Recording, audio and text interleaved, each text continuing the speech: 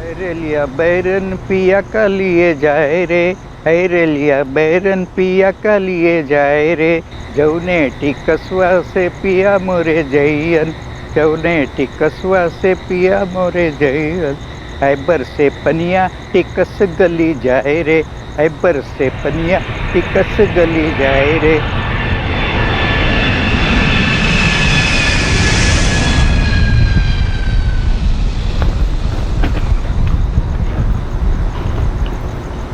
कमाल है यार, कोई लेने आया ही नहीं। टैक्सी स्टैंड पर कोई टैक्सी भी नहीं है। हाँ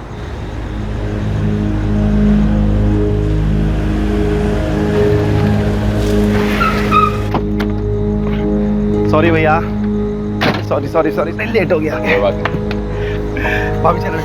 अरे नहीं, क्या कर रहे हो? दिल्ली की मॉडल है तेरी भाभी। ये क्या कनपुरिया स्टाइल में पैर छू के उनकी उम्र बढ़ा रहे हो? और छोटू कैसा है तू? ठीक हो? आ जाओ चलो, संभालो। बैठो।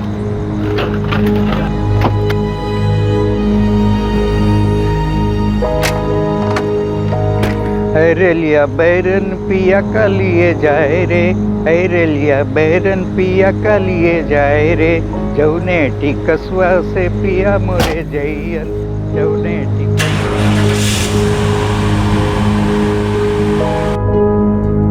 और घर में माँ बाबूजी और रमा कैसे हैं? एकदम चकाचक भैया, आप लोगों के आने के नाम से बहुत खुश है घर में सब।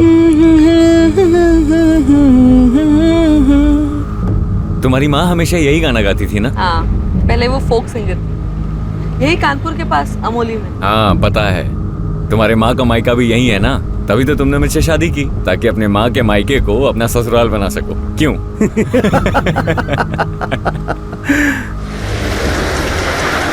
अरे कौन है तुम? कौन है तुम?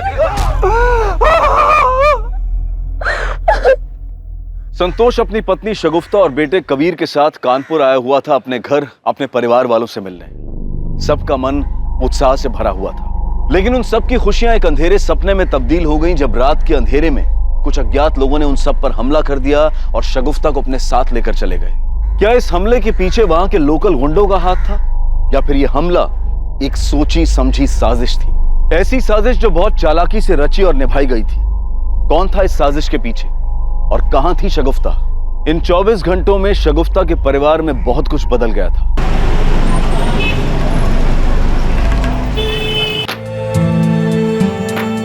Nice. Okay, one more. Wow. Nice one. Superb. Excellent. Hold it there. Nice. Good one. Excellent. Break. Makeup. और टचअप कर दो। एंड शगुफ्ता लिसन, आप चेंज कर लो। Next change? हाँ yeah, will continue after this. Okay.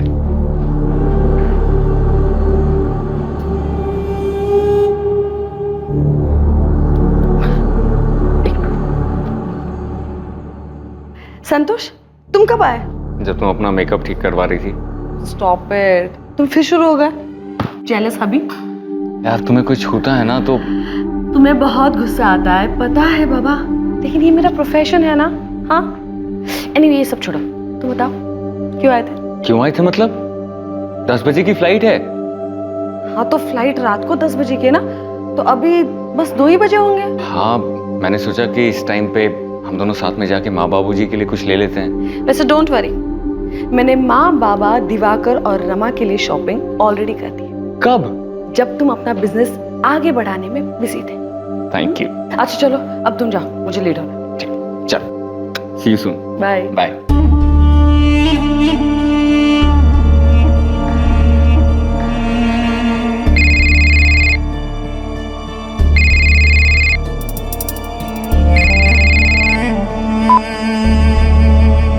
हाँ पापा। हाँ नुसरत, तुमने फोन किया था? हाँ तो बोलो ना। तू वो कैटलॉग शूट करना चाहती है क्या? वो अम्मी कह रही थी कि अम्मी को जो कहना है कहने दे, लेकिन तू वो कैटलॉग शूट नहीं करेगी, समझी तुम? वैसे भी वो हरीश भाई एक नंबर का घटिया इंसान है, बस हाथ लगाने का मौका चाहिए। लेकिन आपा, मैंने एक बार मना कर दिया ना तो बस। और अम्मी की हर बात सुनने की जरूरत नहीं है नुसरत, उनका तो काम ही यही है। तुम्हारे अभी एग्जाम्स आ रहे हैं ना, तुम एग्जाम्स पे ध्यान दो, पढ़ाई करो, समझी? बाकी सब मैं संभालूंगी। थैंक यू आपा।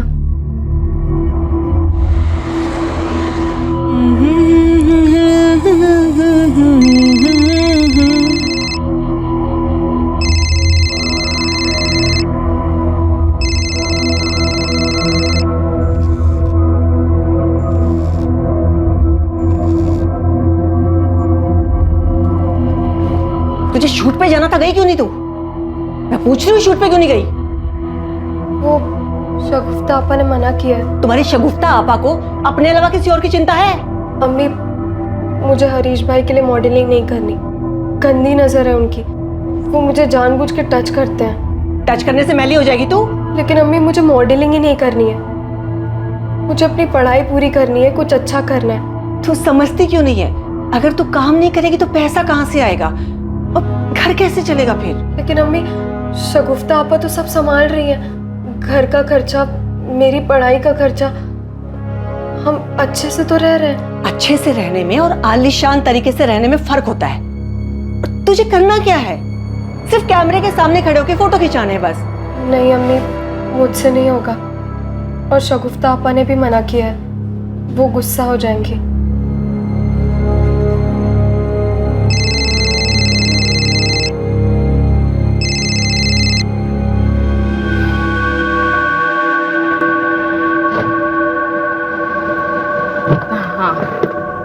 हाँ हो जाएगा।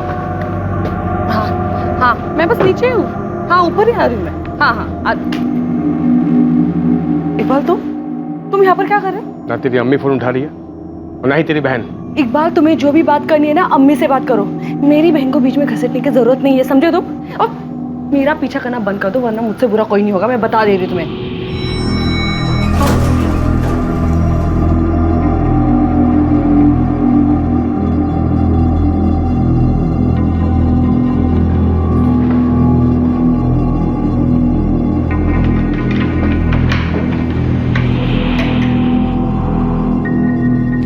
अम्मी, हाँ दिवाकर, सब पैक हो गया है।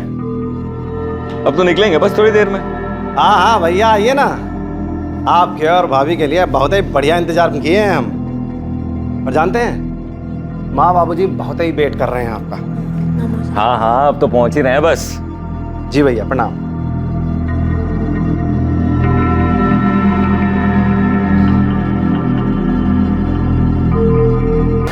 आप लोगों के आने के नाम से बहुत खुश हैं घर में सब। अरे कौन है तुम?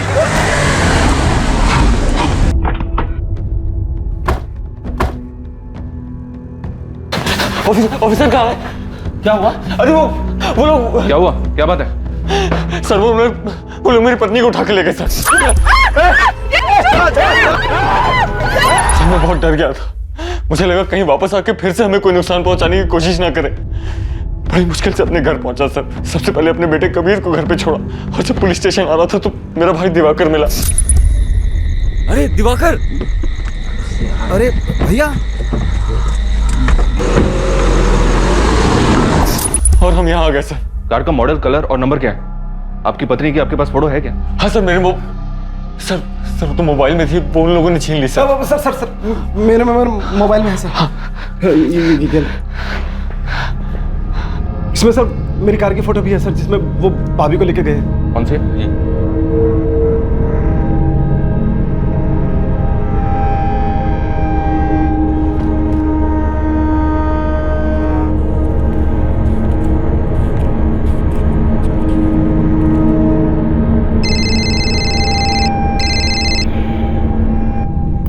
हेलो। हेलो मम्मी, शगुफ्ता।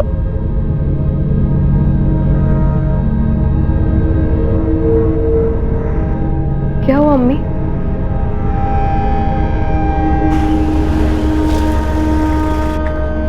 पापा, अम्मी गायब। बेटा, कुछ पता चला? पुलिस क्या कह रही है?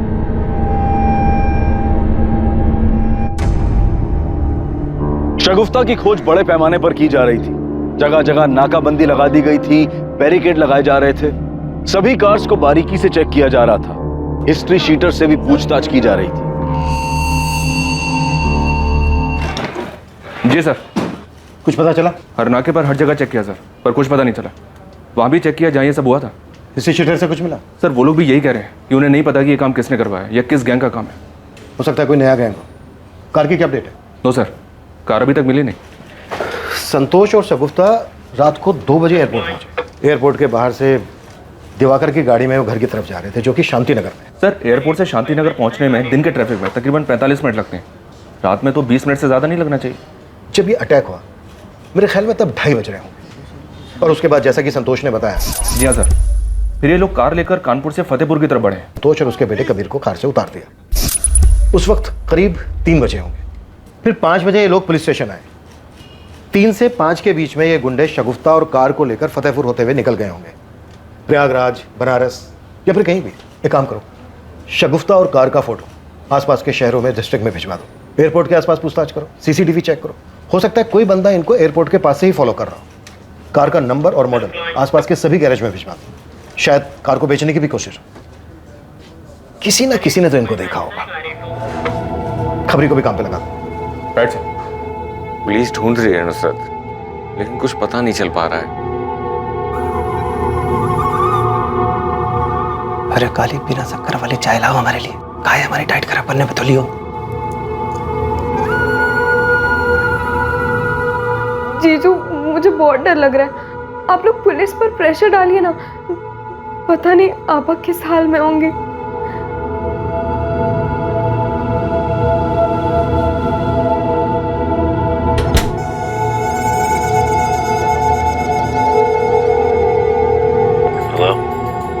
हेलो, क्या किया? सब हो गया है, निश्चिंत रहो।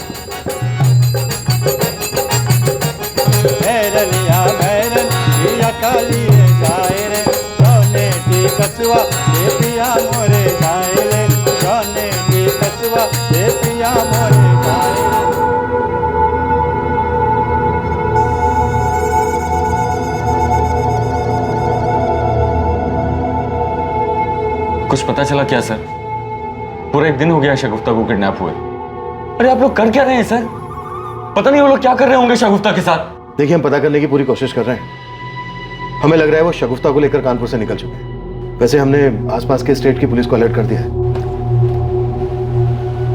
हमें शक है कि शगुफ्ता से किसी ने ये व्यक्तिगत दुश्मनी निकाली। शगुफ्ता की, आपकी, किसी के साथ कोई रंजिश, कोई दुश्मनी थी? नहीं सर, मेरी या शगुफ्ता की किसी के साथ कोई दुश्मनी नहीं है। इनफैक्ट 4 साल से मैं दिल्ली में रह रहा हूँ। मेरा खुद का बिजनेस है वहाँ पे। किस चीज की? सर मेरी टाइल्स की कंपनी है सर। उसी के एड शूट के दौरान मैं शगुफ्ता से मिला था।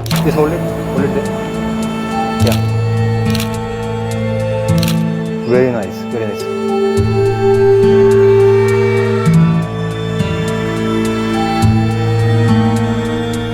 पहले हमारे बीच में दोस्ती हुई, फिर प्यार।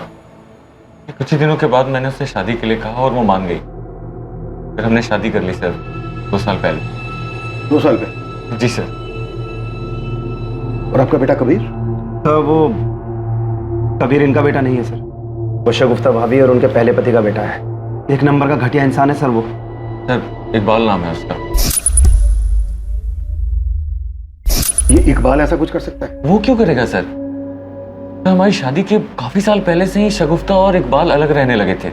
और इकबाल बहुत अच्छे से जानता है कि कबीर शगुफ्ता से कितना प्यार करता है। सर कबीर और शगुफ्ता में मेरी जान बसती है सर। हम तीनों की अपनी ही एक अलग दुनिया है। देख लेना पापा, आज ऊपर हरा के रहूंगा। अरे हरा के तो दिखाओ बच्चू। ये क्या हुआ? अरे क्या हुआ? अरे यार, ये अरे अरे उससे मारो ना। देखो उससे। अरे मैं खेल रहा हूँ ना, रुको। खेलना ही नहीं आता। 1 मिनट। अरे रुको, जाओ। यस, मैं जीत गया। अच्छा, माँ बेटे ने एक टीम बना ली है। छोड़ूंगा नहीं मैं दोनों। सर प्लीज मेरी शगुफ्ता को ढूंढ दीजिए सर। पता नहीं कहाँ होगी, किस हाल में होगी। पता नहीं क्या किया होगा उन लोगों ने उसके साथ।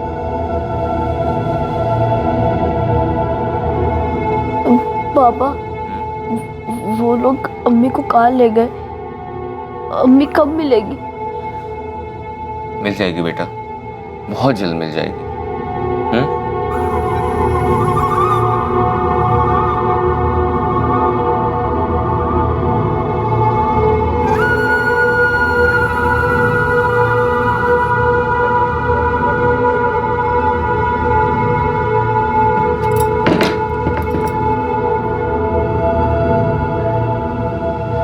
ये जो कुछ भी हो रहा है सही नहीं हो रहा है। एक बच्चे को उसकी माँ से कोई कैसे अलग कर सकता है? आप एक बात सच सच बताएंगे? क्या आपको पता है कि भाभी कहाँ है? अरे दिमाग फिर गया क्या तुम्हारा? हमें कहे तो सबको पता है कि वो कहाँ है। गुंडे उठा के लेके गए हैं ना उनको। भगवान जाने उनके साथ अब क्या हो रहा होगा।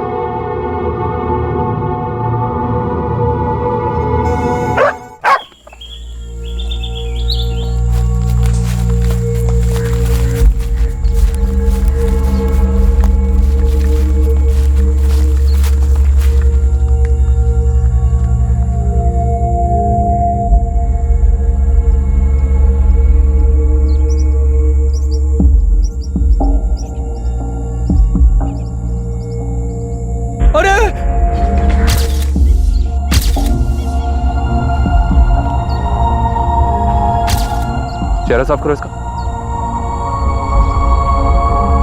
जी सर, बॉडी पर मल्टीपल स्टैबिंग्स है। हो सकता है रेप भी किया हो। बॉडी पर गहने वगैरह कुछ भी नहीं है। शायद उन लोगों ने पैसे और गहने लूट कर इसे मार दिया और गाड़ी लेकर फरार हो गए। इसकी बॉडी पर 5 वार किए गए, बहुत पास। ऐसा लगता है कि वार एक के बाद एक हुए। इसने काफी स्ट्रगल भी किया होगा। और रेप? जी नहीं, रेप नहीं हुआ है। Are you sure doctor? Yes, rape नहीं हुआ है। Time of death? इसकी मौत लगभग 72 घंटे पहले हुई है। 72 घंटे पहले? यानी 18 अगस्त की रात को जब इसको अबडक्ट किया गया होगा तभी मार दिया गया होगा। जी, बॉडी डिकम्पोज होना शुरू हो गई है। देखने में तो सिंपल लग रहा है सर। पैसे गहने लूटने के बाद उन लोगों ने उसे मार दिया। उस वक्त कार में सिर्फ 4 लोग थे, दिवाकर, संतोष, शगुफ्ता और उनका बेटा कबीर। गुंडों ने सबसे पहले दिवाकर पर अटैक किया, उसे बेहोश करके वहीं फेंक दिया। फिर कार को ड्राइव करके वो जंगल की ओर ले गए और वहां पर संतोष के रोने गिड़गिड़ाने के बाद उन्होंने संतोष और उसके बेटे कबीर को उतार दिया। अगर उनका मकसद सिर्फ लूट था तो वो शगुफ्ता को भी वहीं उतार देते, उसे अपने साथ नहीं लेकर जाते। इससे तो एक ही पॉसिबिलिटी बनती है, रेप। हाँ, रेप। वो एक औरत को अपने साथ इसलिए लेकर गए ताकि उसका रेप कर सके, जैसा कि अक्सर क्रिमिनल माइंड होता है। लेकिन उन्होंने शगुफ्ता का रेप नहीं किया, उसके जेवर लूटे और मल्टीपल स्टेपिंग करके उसको मार दिया। हो सकता है सर वो लोग उसे भी ना मारना चाहते हो, बट शगुफ्ता ने उनका चेहरा देख लिया होगा। हो सकता है, लेकिन अब भी सवाल वहीं का वहीं है कि जब उन्हें शगुफ्ता का रेप करना ही नहीं था तो उसे अपने साथ लेकर क्यों गए? और अगर लूट करने के बाद शगुफ्ता को मारना ही था तो बाकी सबको क्यों छोड़ दिया, उन्हें क्यों नहीं मारा? त्रिवेदी, पता नहीं क्यों मुझे ऐसा लग रहा है कि शगुफ्ता का अबडक्शन उसे मारने के लिए किया गया था। कोई तो है जो किडनैपिंग की आड़ में शगुफ्ता को मारना चाहता था। तो फिर ऐसा कौन हो सकता है सर? त्रिवेदी, शगुफ्ता के घर वालों के बारे में पता करो, यहाँ कानपुर में भी और दिल्ली में भी। ये क्राइम जितना सिंपल दिख रहा है ना, उतना है नहीं। एक औरत इतने टाइम के बाद यहाँ कानपुर आती है और आते ही उसको मार दिया जाता है। मुझे लग रहा है कि हमें कहानी दिखाई कुछ और जा रही है, जबकि असल कहानी है कुछ और। शगुफ्ता सिंह को बहुत बेरहमी से मारा गया था। पोस्टमार्टम की रिपोर्ट के बाद पुलिस को शक हुआ कि शगुफ्ता को किसी गैंग ने सिर्फ लूट के इरादे से निशाना नहीं बनाया था, बल्कि सब के पीछे कोई और ही मकसद था। कोई और था जिसने पूरी प्लानिंग के साथ शगुफ्ता को मरवाया था। शगुफ्ता की मौत से किसे फायदा पहुंच सकता था? इस कत्ल के पीछे का मकसद क्या था? शगुफ्ता की मौत ने ये सारे सवाल खड़े कर दिए थे जिनके जवाब मिलने अभी बाकी थे। मुझे तो समझ ही नहीं आ रहा है कि मैं आपसे क्या कहूं। मुझे तो यकीन ही नहीं हो रहा है कि शगुफ्ता मर चुकी है। तुम्हारी वाइफ और तुम्हारी फैमिली के बीच सब कुछ ठीक चल रहा था? हाँ, सब कुछ बिल्कुल ठीक था हमारे बीच। वो हमारे घर की बहू थी, क्या बुरा हो सकता था? लेकिन आपके पड़ोसियों का तो कुछ और ही कहना है। अरे कुछ भी ठीक नहीं था सर। शादी के बाद संतोष अपनी पत्नी को लेकर आया था, लेकिन उसके बाप ने घर में पैर तक रखने नहीं दिया। पूरे खानदान के मुंह पर काली खमली है तुमने। एक तो एक बच्चे की माँ और ऊपर से उन लोगों की। अरे हमारे में क्या लड़कियों का अकाल पड़ गया है? कान खोलकर सुन ले, इसे तो हम किसी भी कीमत पर नहीं अपनाएंगे।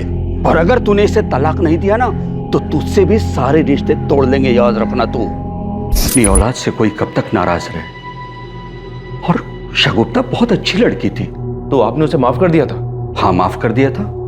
वो और कबीर हमारे परिवार का हिस्सा है और मेरा बेटा उससे इतना प्यार करता था। हाँ, मैं शगुफ्ता से बहुत प्यार करता था, करता हूँ। लेकिन हमने तो सुना है शगुफ्ता से काफी नाराजगी थी, तू उसकी आदतों से काफी प्रॉब्लम थी। आई न्यूड सर, वो शगुफ्ता को जरूर नुकसान पहुंचाएगा। वो तो हर समय ना उसको डोमिनेट करने की कोशिश करता रहता था। बहुत ही घटिया सोच वाला इंसान है ये संतोष।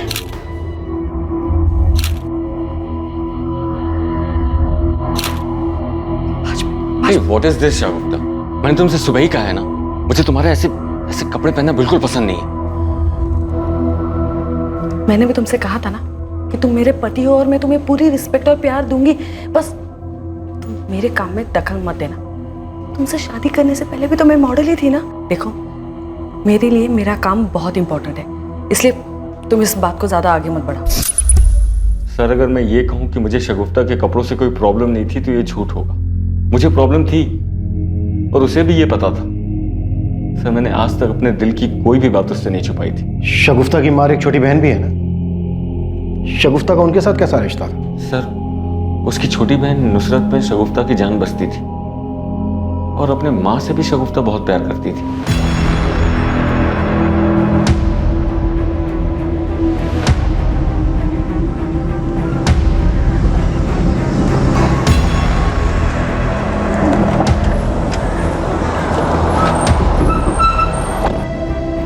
पूरे हैं, गिन लेना।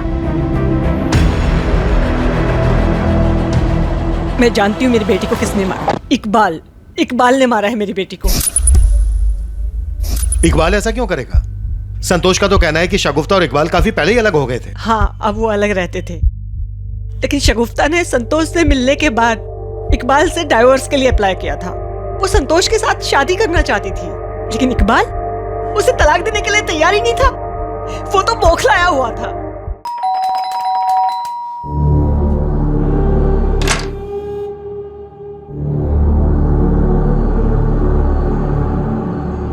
तुम मेरे साथ ऐसा नहीं कर सकती। ये सब क्या नाटक है इकबाल? हम दोनों बहुत पहले अलग हो गए थे और मत भूलो कि तुम मुझे छोड़कर चले गए थे। मेरे से गलती हो गई, प्लीज। मैं संतोष से प्यार करती हूँ और उसी से ही शादी करूंगी। और हमारा बेटा कबीर सिर्फ मेरा बेटा है। ये ठीक नहीं कर रही तुम, बहुत पछताओगी तुम।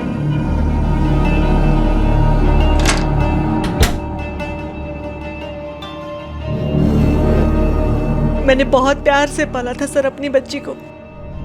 मैंने सोचा भी नहीं था कि उसके साथ ये सब हो जाएगा।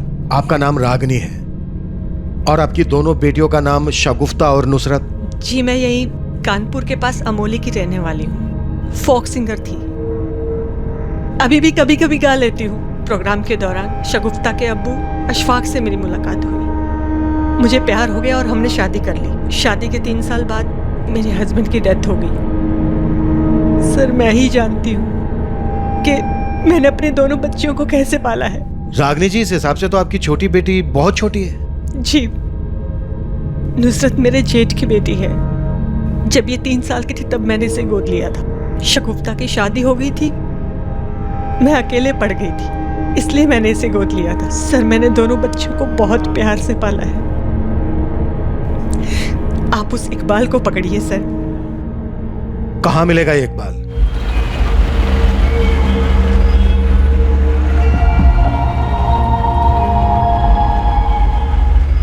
तो इकबाल बहुत गुस्सा था तुझे शगुफ्ता पर? नहीं सर, मैं उससे बिल्कुल गुस्सा नहीं था, बल्कि मैं उससे प्यार करता था। लेकिन शगुफ्ता ने तुझे तलाक देकर संतोष से शादी कर ली, तो हो सकता है तेरा ये प्यार नफरत में बदल गया हो और इसीलिए शायद मरवा दिया तूने शगुफ्ता को। कैसी बातें कर रहे हैं सर आप? मुझे तो यहाँ आकर पता चला कि शगुफ्ता मर चुकी है। पिछले 2 महीने से उससे मिला तक नहीं मैं। लेकिन रागनी जी तो कुछ और ही कह रही है। वो औरत सिर्फ मुझे फंसाना चाहती है सर, बहुत चालू औरत है। पैसों के लिए किसी भी हद तक जा सकती है। मुझे पता है कि अभी ये सब क्यों बोल रही हो। क्यों? क्योंकि 7 लाख रुपए लिए हैं मुझसे उसने और देने का नाम तक नहीं ले रही हो। लेकिन तूने उन्हें 7 लाख रुपए दिए क्यों? शगुफ्ता के नाम पर। मेरा प्रोडक्शन हाउस अगर नुकसान में नहीं होता तो ये पैसे मैं तुमसे कभी नहीं लेती। ठीक, शगुफ्ता को मना लीजिए प्लीज, मैं उसके बिना नहीं रह सकता। अरे चिंता मत करो, शगुफ्ता तुमसे बहुत प्यार करती है।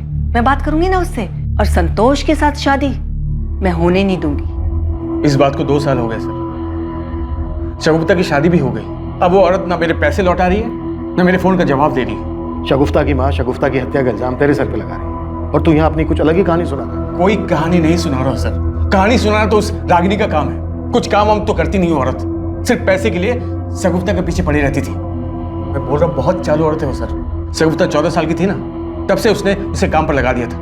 इनफैक्ट हमारी शादी भी इस रागिनी की वजह से टूटी थी। और वो दूसरी बेटी ना उसकी, नुसरत, उसे भी उसने इसलिए गोद लिया था ताकि उसके पास बुढ़ापे में पैसे आते रहे।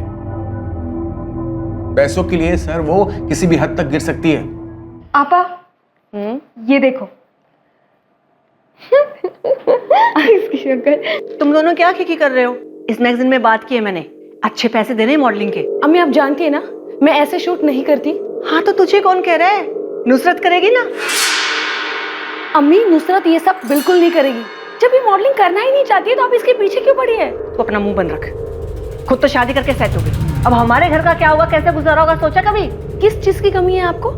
हाँ, आपकी हर जरूरत तो पूरी हो रही है ना, लेकिन हाँ आपकी ख्वाहिशें मैं पूरी नहीं कर सकती क्योंकि उसका तो आंख है ही नहीं। अम्मी आपके लिए कितना भी करो कम ही है। अगर आपका बस चले ना तो अब अपनी बेटियों को धंधे पर बिठा दो। बकवास नहीं चाहिए।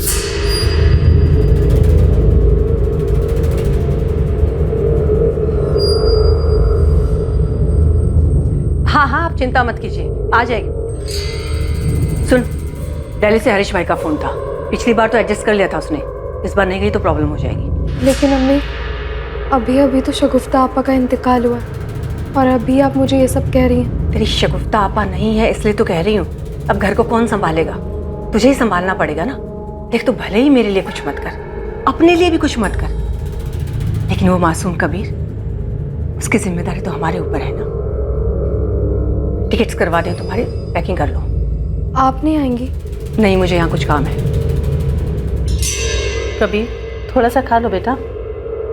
मुझे भूख नहीं है, मुझे सिर्फ अम्मी चाहिए।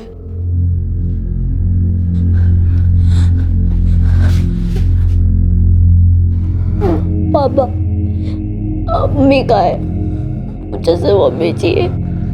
कबीर, तुम्हें याद है ना अम्मी क्या कहा करती थी? जो बच्चे अच्छे से खाना खाते हैं अम्मी उसी से प्यार करती है। याद है ना? तुम्हें अम्मी का प्यार चाहिए तो अच्छे से खाना खाना होगा ना, अम्मी बुरा मान जाएंगी। आप भी तो खाना नहीं करे, अम्मी बुरा मानेगी ना।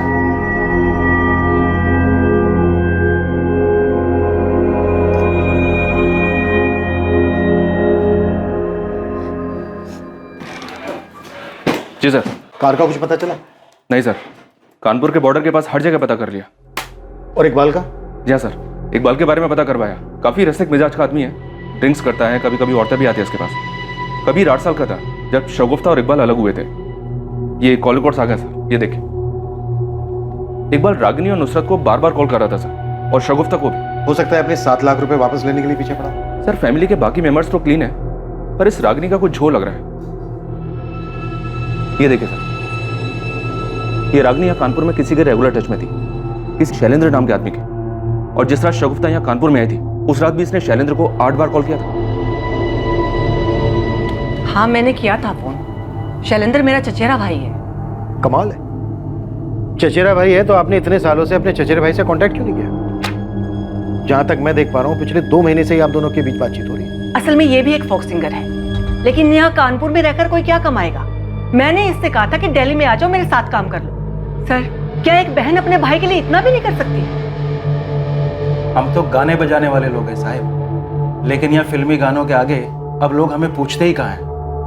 वो तो रागिनी दीदी ने कहा कि वो मेरे साथ एल्बम निकालेंगी, तो मैंने भी हाँ कह दिया। वैसे बड़ा ही अजीब इत्तेफाक है रागिनी जी, आपकी बेटी की हत्या के 2 महीने पहले आप दोनों भाई बहन के बीच प्यार पनपा। कहीं इस प्यार पनपने की कोई और वजह तो नहीं है? तो आपको लगता है मैंने शगुफ्ता को मरवाया? अच्छा वो आपने खुद अपने मुंह से कह दिया। वरना एक माँ अपनी बेटी की हत्या करवा सकती है, ये सोच के भी बुरा लगता है। ऐसे जो औरत अपनी बेटी के पहले पति से अपनी बेटी के नाम पर पैसे ले सकती है और एक बच्ची को इसलिए गोद ले सकती है कि अपने स्वार्थ के लिए उसकी इच्छा के विरुद्ध उससे काम करवा सके, औरत कुछ भी कर सकती है। मैं अच्छी तरह से जानती हूँ आपके कान में ये सब बातें कौन डाल रहा है। मुझे बस इतना पता है कि मैंने कुछ नहीं किया, ये सारा किया था उस इकबाल का है। शगुफ्ता उसे मिली नहीं तो उसने बर्बाद दिया उसे, और अब सारा इल्जाम मुझ पे लगा रहा है। सर, अगर आपको मेरे खिलाफ कोई भी सबूत मिले तो आप गिरफ्तार कर सकते हैं मुझे। साहब सच में हमने कुछ नहीं किया।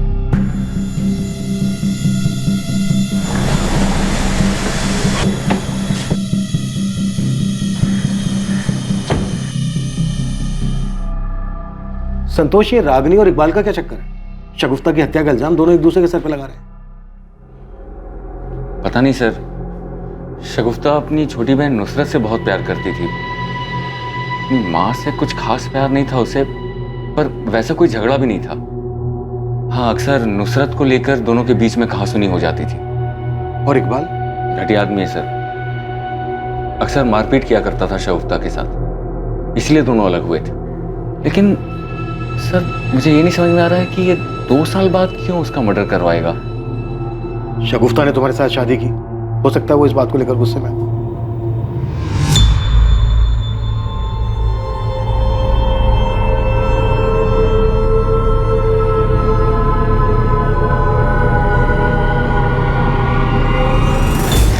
सर, दिल्ली पुलिस ने शगुफ्ता की बिल्डिंग की सीसीटीवी फुटेज भेजी है। 17 अगस्त की फुटेज है ये।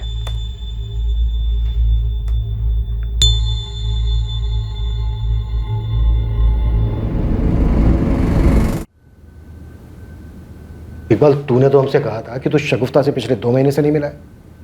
पता क्या है हमने? शगुफ्ता की मौत से 1 दिन पहले तो शगुफ्ता के घर गया था।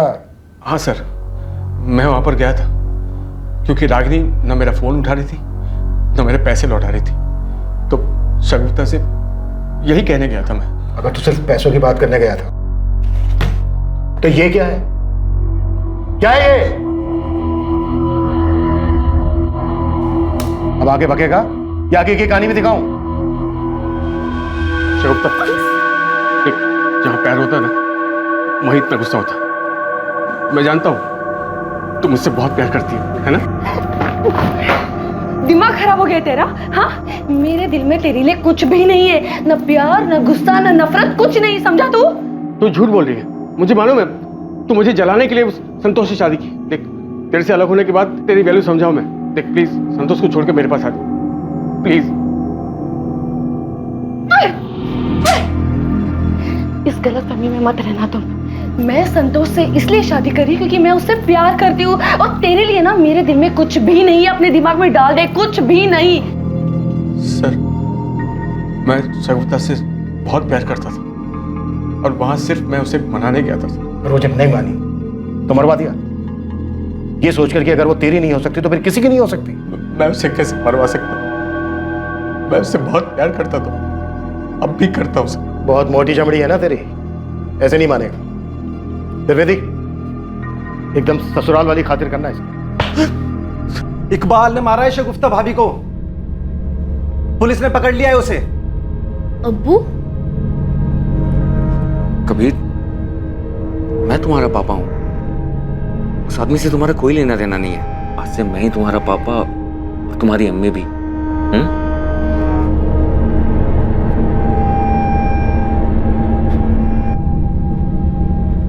बहुत हो गया तुम लोग का ड्रामा। कबीर की नानी जिंदा है अभी। कबीर मेरे साथ जाएगा। चल बेटा। अरे, आप कबीर को नहीं ले जा सकती हैं। तुम कैसे रोकोगे मुझे? क्या लगता हो कबीर के? कबीर का तुम्हारा खून का रिश्ता तक नहीं है। चल बेटा। आप मुझे कबीर से अलग क्यों कर रही हैं? ये मेरी शगुफ्ता की आखिरी निशानी है। और शगुफ्ता मेरी बेटी थी, कबीर तुम्हारा सौतेला बेटा, तो कानूनी तौर पर इसकी सगी रिलेटिव सिर्फ मैं हूं। चल बेटा। सलाम साहब। क्या रे चंदू, आजकल कोई इन्फॉर्मेशन नहीं मिल रही है तेरी तरफ से?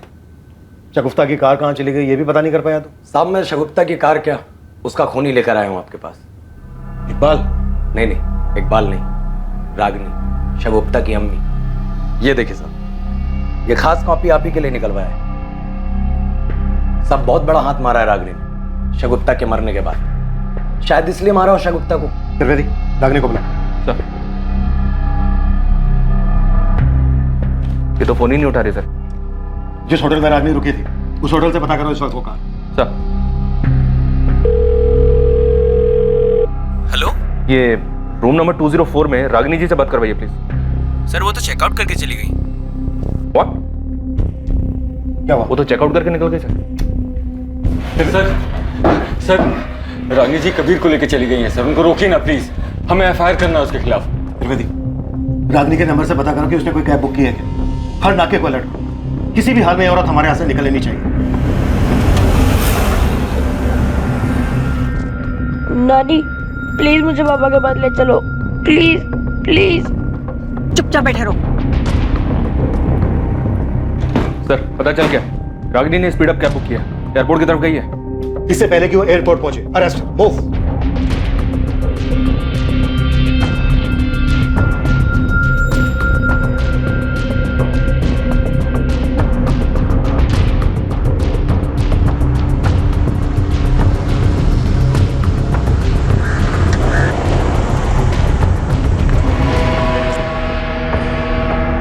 आपने ही शगुफ्ता की हत्या करवाई है। और मैं ऐसा क्यों करूंगी? शगुफ्ता की उस जमीन के लिए जिस पर आपकी बहुत दिनों से नजर थी। शगुफ्ता ने यहाँ कानपुर में काफी जमीन खरीद ली थी, दिल्ली में भी काफी प्रॉपर्टी बना ली थी। शगुफ्ता के विल के हिसाब से उसके मरने के बाद उसका सब कुछ उसके बेटे कबीर के नाम हो जाता और पावर ऑफ अटॉर्नी आपको मिल जाती। शगुफ्ता के मरते ही आपने उसकी कानपुर की सारी जमीन बेच दी। इनफैक्ट पिछले 2 महीने से ये जमीन बेचने की आप प्लानिंग कर रहे हैं, इसीलिए पिछले 2 महीने से आप अपने चचेरे भाई शैलेन से लगातार बात कर रहे हैं। ये आप क्या कह रहे हैं? आपके चचेरे भाई शैलेन ने सब कुछ बता दिया। शगुफ्ता से पैसे निकलवाना आपके लिए मुश्किल हो गया था क्योंकि वो आपकी फितर समझ गई थी, लेकिन शगुफ्ता की मौत के बाद आपको काफी फायदा होगा। एक तो आप नुसरत से बड़े आराम से काम करवा सकते थे, दूसरे शगुफ्ता की मौत के बाद जो उसकी प्रॉपर्टी उसके बेटे कबीर के नाम होने वाली थी उस पर राज कर सकते थे। इनफैक्ट आप कबीर को अपने साथ इसीलिए लेकर जा रही थी ताकि बाकी बची हुई प्रॉपर्टी को आप अपने काबू में ले सके, उस पर हक जमा सके। और फिर कौन जाने, प्रॉपर्टी के लालच में एक ना एक दिन आप कबीर को भी मरवा देते। अब सच सच बताइए रागनी जी, किससे मरवाया आपने शगुफ्ता को? किसे दी थी सुपारी? मैं आपकी सारी बातें मानती हूँ, मैं मानती हूँ कि मैं बहुत बुरी माँ हूँ, लेकिन इतनी बुरी नहीं कि अपनी ही बच्ची की जान ले लूं मैं। आप जैसी औरत ना लालच के लिए कुछ भी कर सकते हैं। सर इकबाल रागिनी के फोन कॉल्स डिटेल्स सब चेक कर लिए, पर दोनों में कुछ भी सस्पिशियस नहीं दिख रहा है। इस केस की खास कड़ी वो कार जिस कार में शगुफ्ता को ले जाया गया था, उस कार के बारे में हमें अभी तक पता नहीं चला सर।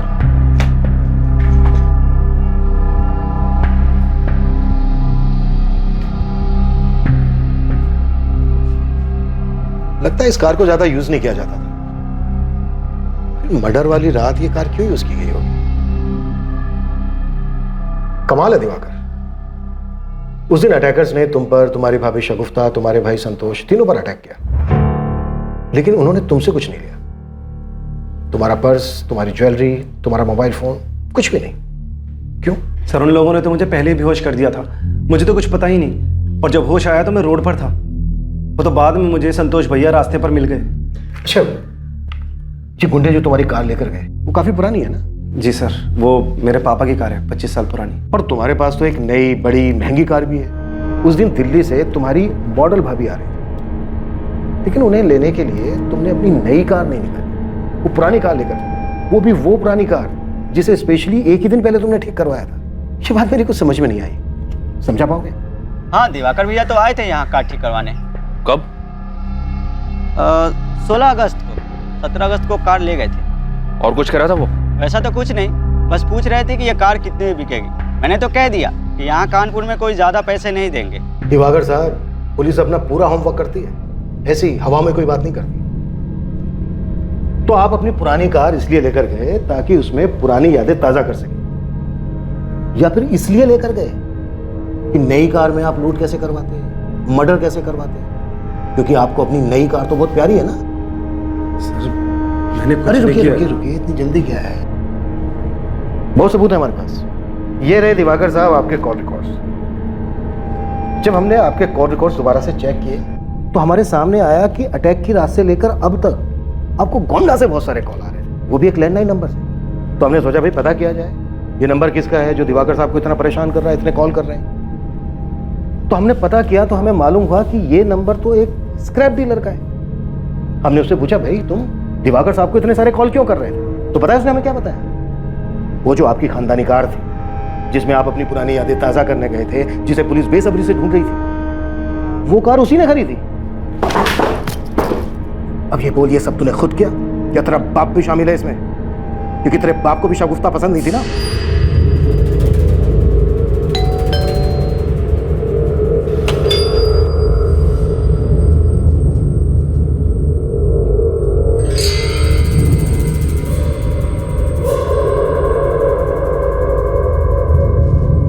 तुम पुराने ख्यालों के ही रहो। इतनी घटिया सोच है तुम्हारी। गर्लफ्रेंड मॉडल थी तो सब ठीक था, कोई बात नहीं, लेकिन जब वो वाइफ बन गई तो उसे घर की चार दीवारी में रहना चाहिए था। ऐसी घटिया मेंटेलिटी है ना तुम जैसे लोगों की, संतोष। बहुत प्यार करता था मैं शगुफ्ता से, पहली नजर में ही प्यार हो गया था उससे। Very nice, very nice. अपने बाबा के मना करने के बाद भी मैंने उससे शादी की। कान खोलकर सुन ले, इसे तो हम किसी भी कीमत पर नहीं अपनाएंगे। इतने साल मैंने अपने बाबा को मनाने की कोशिश की और आखिर में वो मान भी गए। बस वो चाहते थे कि शगुफ्ता मॉडलिंग छोड़ दे। मैंने बहुत कोशिश की शगुफ्ता को समझाने की, लेकिन वो मानी नहीं। मेरे लिए मेरा काम बहुत इंपॉर्टेंट है, इसलिए तुम इस बात को ज्यादा आगे मत बढ़ाओ। मैं अपने माँ बाप और शगुफ्ता के बीच के इस रंजिश से तंग आ गया था। मुझे कुछ समझ में नहीं आ रहा था मैं क्या करूं, तो मैंने घर वालों को झूठ बोल दिया कि उसने मॉडलिंग छोड़ दी है। लेकिन शगुफ्ता मेरी कोई भी बात मानने को तैयार नहीं थी। प्लीज संतोष, तुम्हें उनसे झूठ बोलने की जरूरत नहीं थी। मैंने तुमसे शादी की है, लेकिन इसका मतलब ये नहीं कि मेरी अपनी कोई आइडेंटिटी ही नहीं है। मुझे अपने काम से बहुत प्यार है। तुम्हें अगर अपने काम से इतना प्यार है तो नुसरत को क्यों मना करती हो? क्योंकि उसे ये सब पसंद नहीं है, ऊपर से वो लोगों को हैंडल नहीं कर पाती। और तुम्हें पता है, मेरी मर्जी के बगैर कोई मुझे हाथ भी नहीं लगा सकता। तो अगर तुम्हारी मर्जी होगी तो कोई हाथ लगा देगा? संतोष, मैं मॉडलिंग करती हूँ, पैसों के लिए लोगों के साथ सोती नहीं हूँ। मैं अपने काम में बहुत अच्छी हूँ। मैं अपना करियर किसी के लिए नहीं छोड़ सकती। बस बहुत मेहनत की है मैंने यहाँ तक पहुँचने के लिए। मैं समझ गया था सर कि वो मानेगी नहीं। उसने इकबाल को भी इसलिए छोड़ा था। पर सर, मैं कभी भी ये नहीं सह पाता कि वो मुझे छोड़कर किसी और के साथ चली जाए। इसलिए तूने शगुफ्ता को मरवा दिया। मैं बौखला गया था सर। उसका वो काम, उसकी मॉडलिंग, उसके वो कपड़े, लोगों का उसे वैसी नजरों से देखना, उसके यूनिट के लोगों का उसको वो छूना, मेरा दिमाग नहीं काम कर रहा था। ऊपर से मैंने शगुफ्ता से शादी करके अपने घर वालों को बहुत तकलीफ दी थी। अब अगर उनके शगुफ्ता को अपनाने के बाद हमारा तलाक हो जाता तो कितना बुरा लगता उन्हें। मैं ये सब नहीं चाहता था। तो तूने दिवाकर के साथ मिलकर शगुफ्ता को मारने की प्लानिंग कर ली? जी। निकल। शगुफ्ता को लेकर इतनी खलिश थी तेरे मन में, और तू इसे प्यार कह रहा है?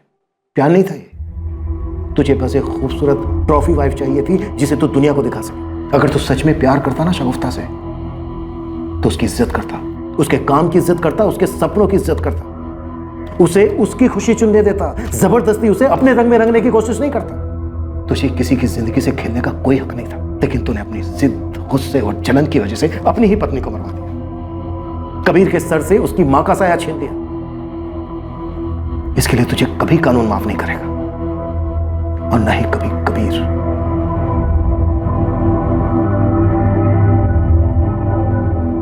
कैसा प्यार था ये? क्या ये सच में प्यार था, या ये सिर्फ संतोष की जिद थी? और ऐसा सिर्फ एक शगुफ्ता के साथ नहीं हुआ है। आज के आधुनिक युग में भी शादी के बाद लड़कियों से अपेक्षा की जाती है कि वो अपनी पुरानी जिंदगी, अपनी पहचान को भूलकर अपने पति और उसके परिवार वालों की इच्छा के मुताबिक ही काम करें। एक लड़की को कैसे रहना चाहिए, क्या खाना चाहिए, क्या पहनना चाहिए, क्या करना चाहिए और क्या नहीं करना चाहिए, ये सब उस लड़की के ससुराल वाले और उसका पति मिलकर तय करते हैं। पर क्या ये सही है? शादी तो पति पत्नी को एक दूसरे पर बराबर का हक देती है, तो फिर ये पक्षपात क्यों? लेकिन एक रिश्ता सच्चा तभी कहलाता है जब उस रिश्ते में बंधे हुए लोग एक दूसरे के निर्णय को सराहते हैं, एक दूसरे को आगे बढ़ने के लिए प्रेरित करते हैं, एक दूसरे की ढाल बनकर खड़े होते हैं। और शादी के रिश्ते में यह बात पति और पत्नी दोनों पर लागू होती है। जिस इंसान से कोई रिश्ता जोड़ा गया हो और उसे निभाने की चाहत भी हो, तो उसके लिए सीने में खलिश और मन में आपराधिक भावनाएं लेकर जीना कोई जीना नहीं। देखते हैं हमारे आज के एपिसोड की दूसरी कहानी।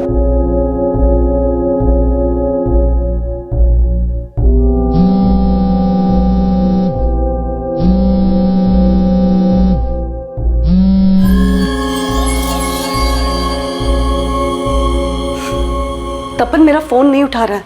उसे और थोड़ा टाइम दो, परेशान है वो, अभी सब कुछ नहीं भूला पाया वो। तपन ने तो पीना भी शुरू कर दिया है।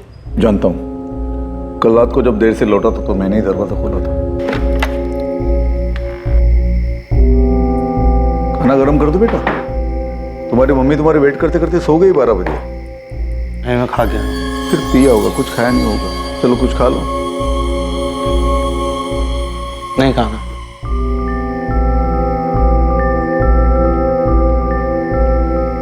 तपन,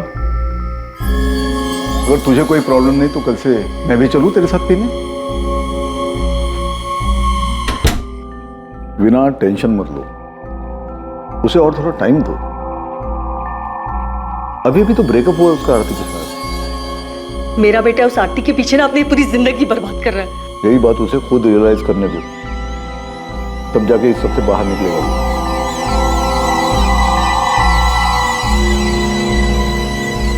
क्या हाल है तपन? मुझे तुझसे कोई बात नहीं करनी है संजय। आरती शादी कर रही जीतू से। डेट फाइनल हो चुकी है, 7 नवंबर। मैंने तुझे कहा था कि उससे पूछ कर और मुझे बता। नहीं, तूने नहीं कहा था, लेकिन तुझे पता होना चाहिए। तुझे पता होना चाहिए जिस ब्रेकअप को लेकर पिछले 2 महीने से उदास घूम रहा था, उससे आरती को कोई फर्क नहीं पड़ रहा है। वो शादी कर रही है और अपनी लाइफ में आगे बढ़ रही है, वो खुशी खुशी। आगे से अगर मेरी मम्मी तुझे फोन करके मुझसे बात करने को कहे तो उनसे कहना मेरी लाइफ में दखल अंदाजी करने की जरूरत नहीं है। भाई तू कितना भी दुखियारा बन के घूम, आरती वापस नहीं आने वाली तेरी जिंदगी में। ठीक है Sanjay, leave me alone. She is gone. मुझे तेरी या किसी की हमदर्दी की कोई जरूरत नहीं, और तरस खाना बंद करो मुझ पर। कई सालों के रिलेशन में गर्लफ्रेंड से ब्रेकअप ने एक आदमी को इस हद तक नाउम्मीद कर दिया था कि वो खुद को बर्बाद करने के रास्ते पर चल पड़ा था। और अपनी भावनाओं के बवंडर और तकलीफ से भागने की चाह ने तपन को उतावलेपन और लापरवाही की कगार पर लाकर खड़ा कर दिया था। कहते हैं कि लोगों का मिलना बिछड़ना, रिश्तों का बनना और बिगड़ना, ये सब संजोग है, सब नियति का खेल है जिस पर इंसान का कोई बस नहीं चलता। पर शायद दर्द में जी रहे 28 वर्षीय तपन गर्ग के लिए अभी ये बात स्वीकार कर पाना बहुत मुश्किल था। वो एक ऐसी अवस्था में था जिससे बहुत सारे नौजवान गुजरे होंगे और शायद आगे भी गुजरेंगे। भले ही रिश्ता खत्म हो चुका था, पर तपन के सर पर अपने आप को खत्म करने का जुनून सवार है।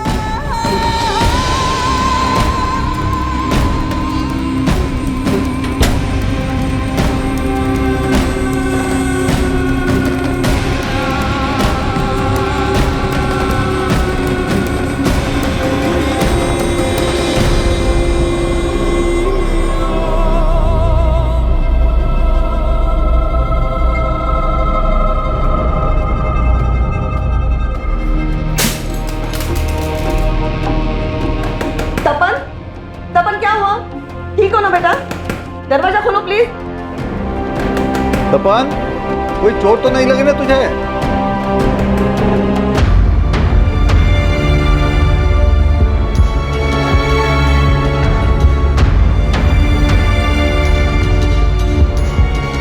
भाई साहब इधर। हेलो भाई साहब, एक से बढ़कर एक आइटम। आओ ना, मैं दिखाता हूँ। देखने का पैसा नहीं है भाई साहब। अरे भाई साहब, यहाँ आपके हिसाब की मिलेगी। भाई साहब यहाँ आओ ना। ओ साहब, आप कहाँ घूम रहे हो? आप जो ढूंढ रहे हो वो सिवाय मेरे किसी के पास नहीं। आइए मेरे। आरती नाम की मिलेगी। अरे आपके लिए आरती नाम रखवा देंगे, आप आओ तो सही मेरे साथ। देख, चुपचाप रहनी चाहिए, ना हंसनी चाहिए ना कुछ बोलनी चाहिए। जो मैं करूँगा ना करूँगा। 100% मिलेगी। जो मन में आए सब करो, बस एक काम करना, मारपीट नहीं करने, वरना लफड़ा होगा। आइए साहब आइए। नीलिमा, इनको बिल्कुल हमारी लैला टाइप की चाहिए।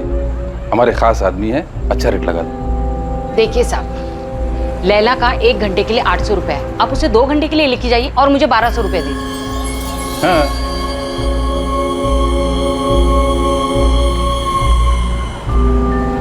अब 2 घंटे के लिए लैला आपकी। अपने साथ नहीं लाए होंगे ना, तो ये पहन ले। लीजिए सर, पिए। आइए, आपको लैला से मिलवाते हैं आपकी। चलिए। और 2 घंटे में 5 मिनट हो ना, तो मैं दरवाजे पे आवाज दूंगी।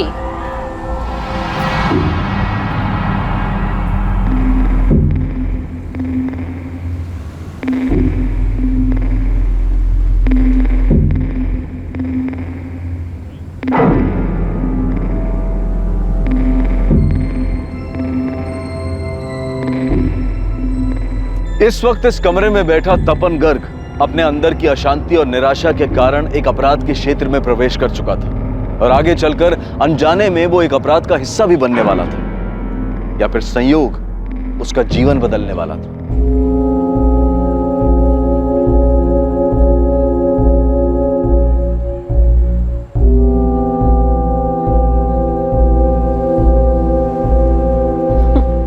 हंसना बंद करो आरती, मैंने कहा हंसना बंद करो। आरती मुझे चिढ़ाना बंद करो, नहीं तो मैं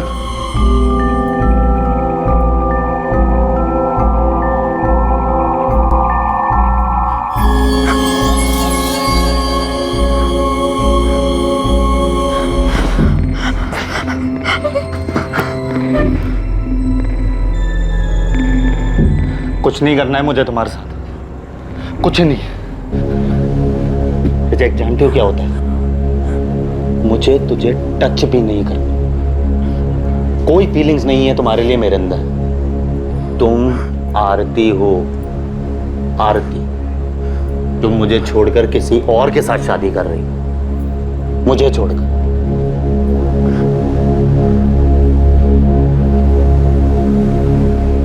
ऐसे ही छोड़कर चली गई। क्यों क्यों छोड़ा मुझे? क्या कमी है मेरे अंदर?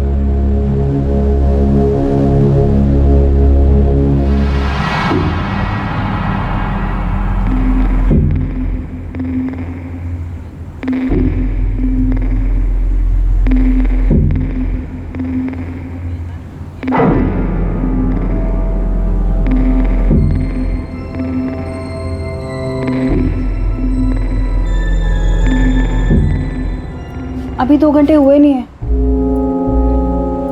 तो मैंने तुमसे ब्रेकअप कर लिया है, तुम्हें समझ में नहीं आता है क्या? लेकिन अभी 1 घंटा बाकी है। तो मैं क्या करूं? अगर आप ऐसे चले गए तो मैडम को लगेगा मैंने आपको खुश नहीं किया। कल पूरा दिन मुझे खाना नहीं देंगी। तुम्हारे मैडम को मैंने 2 घंटे के पैसे दे दिए हैं एडवांस, वो मैं वापस नहीं लूँगा। मैडम को लगेगा कि आप जल्दी इसलिए चले गए क्योंकि मैंने आपको खुश नहीं किया।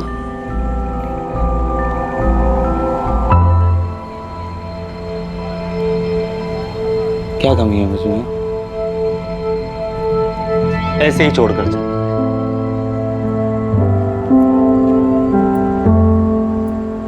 बोलती है कि अब रिलेशनशिप आगे नहीं बढ़ा। तुम्हें पता है मैं कितना प्यार करता था उससे, लेकिन वो मुझे ऐसे ही छोड़कर चली। मैंने उससे पूछा भी, वाह, कोई रीजन तो बता दो।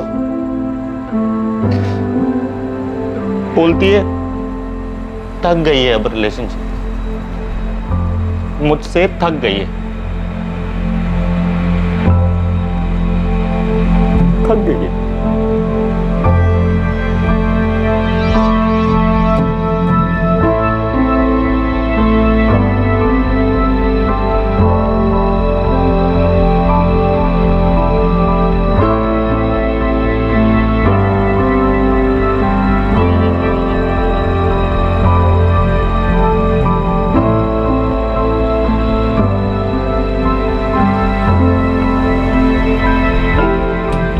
साला इस लैला से सब कस्टमर नाखुश होकर जाते हैं, लेकिन इस बंदे ने इसमें ऐसा कौन सा ताजमहल देख लिया? दोनों सड़ियल हैं, जैसा वो वैसी लैला, अब दोनों की जम गई। हमारी फैमिलीज को हमारे रिश्ते से कोई प्रॉब्लम नहीं, कुछ भी नहीं, ना कोई कास्ट वास्ट, ना रिच पुअर, कुछ भी नहीं। बस वो थक गए, अब मैं उसे पसंद नहीं। कुछ कमी दिखती है क्या मुझ में तुमको? हाँ, जीतू का नाम है आरती के वेडिंग का, उसमें कोई कमी नहीं। कमी मुझ में। 3 साल से मेरा आरती के साथ सब कुछ था, और जीतू को तो 6 महीने से जानती है, लेकिन कमी मुझ में। आरती के वेडिंग कार्ड पर मेरा नाम होना चाहिए था, मालूम है? कितना दर्द होता है मुझे, तुम जानती हो। 1 हफ्ते से मैं तुमसे बात कर रहा हूं, तुमको फील नहीं होता है क्या मेरे अंदर का दर्द? मेरे अंदर कोई कमी है, बता सकती हो मुझे?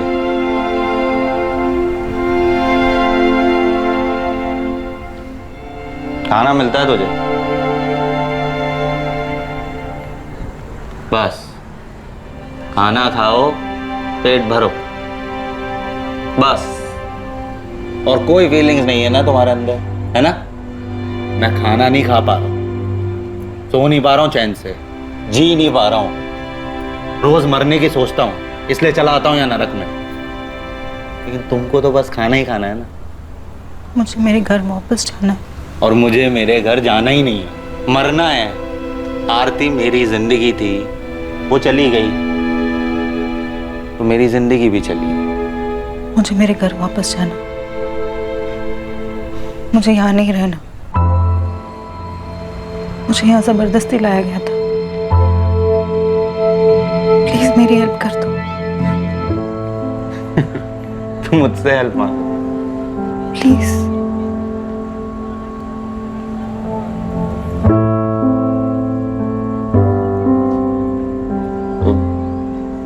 क्या नाम बताया था तुमने अपना? लैला, पर वो मेरा असली नाम नहीं है। ये लोग मुझे यहाँ इस नाम से बुलाते हैं। मेरा नाम नफीसा कुरैशी है। हाँ, मेरा भाई मुराद मुझे ढूंढ रहा होगा। अम्मी को और भाई को पता भी नहीं होगा कि मैं यहाँ आगरा में हूँ। मुराद, तुम जिस कंपनी के बारे में बता रहे हो उसके बारे में पता तो किया था, हमारे सामने ही कॉल किया था, पर वो लोग ऐसे ही किसी को काम पर तो नहीं रखते। नफीसा कुरैशी? नो सर, इस नाम की कोई ज्वाइनिंग नहीं और ना ही कोई बीना कुमारी नाम की एम्प्लॉय है हमारे यहाँ। आप बोल रहे हैं कि उसने नफीसा कुरैशी को हमारे यहाँ रिक्रूट किया था? 16 अगस्त की बात है शहनाज जी। नफीसा यहाँ अपने घर रांची से निकली थी। उसने अपने भाई मुराद और माँ बिल्किस को यही बताया था कि वो आपकी मुंबई वाले ऑफिस को ज्वाइन करने जा रही है। नफीसा इस बीना कुमारी से ही मिली और उसने कहा था कि बीना के जरिए ही उसे रिसेप्शन का जॉब मिला। आई एम सॉरी सर, हमारे यहाँ रिक्रूटमेंट ऐसे नहीं होते हैं। उसके लिए अलग से HR डिपार्टमेंट है। शायद उस लड़की ने अपने घर वालों से झूठ बोला होगा। मुराद, हमने नफीसा को ढूंढने की बहुत कोशिश की, पर इतना तो कंफर्म है कि उसने KNT फार्मा ज्वाइन तो नहीं किया। नफीसा के कॉल रिकॉर्ड से बीना कुमारी का पता चल सकता है। हमने उसके रिकॉर्ड्स मंगवाए, देखते हैं उसमें से क्या मिलता है। सर, नफीसा आपकी ने KNT फार्मा ही बताया था। वो ऐसे झूठ बोलकर नहीं जाएंगे, और अगर अच्छी अपॉर्चुनिटी नहीं होती तो वो कभी जाती ही नहीं। जॉब तो वो यहाँ पर भी कर ही रही थी। हम तो पता करेंगे मुराद, पर तुम भी पता करो कि नफीसा की लाइफ में कोई लड़का था क्या, कोई दोस्त या मोहल्ले का, जिसके साथ वो भाग गई हो। मतलब मुंबई के बजाय तुम यहाँ आगरा आ गई, वो भी बिना मर्जी के? कौन लाया तुम्हें यहाँ? तुम्हें भी प्यार में धोखा मिला है क्या? तुम्हारे बॉयफ्रेंड ने चीट किया? मैं किसी के साथ भाग कर नहीं आई थी। बीना ने मेरी मजबूरी का फायदा उठाया था। मैं जिंदगी भर तुम्हारा एहसान मानूंगी। प्लीज मेरी छोटी सी हेल्प कर दो।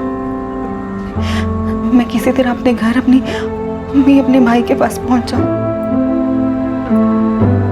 क्या नाम बताया था तुमने अपना? नफीसा कुरैशी। और तुम्हारे भाई का? वो मुराद कुरैशी, छोटा है वो मुझसे। घर कहाँ है तुम्हारा? कहाँ से हो तुम? अरे साहब जल्दी दरवाजा खोलो, पुलिस की रेड पड़ी है। तपन साहब जल्दी दरवाजा खोलो। चलो जल्दी, चल जल्दी अपना सामान रखो। चल जल्दी। उधर से पुलिस आ रही है, पीछे से। चल जल्दी, चल चल मेरे साथ, चल जल्दी।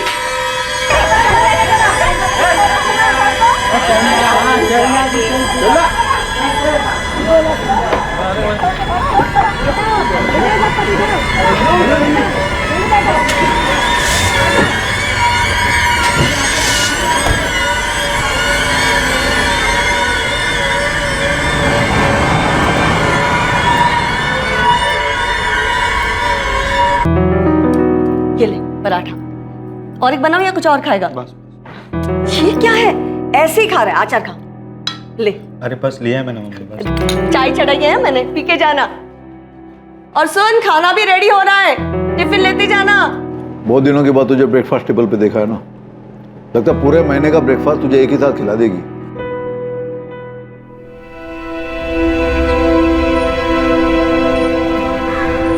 आज आगे से फोन करके बुलाया तूने, वो भी इतना अर्जेंट? क्या बात है? पैचअप हो गया क्या आरती से? बेटा शादी के कार्ड छप चुके हैं उसके। नहीं यार, तू चलना मेरे साथ, चाय की दुकान पे चल के बात करनी है तुझसे बहुत जरूरी। चलना प्लीज।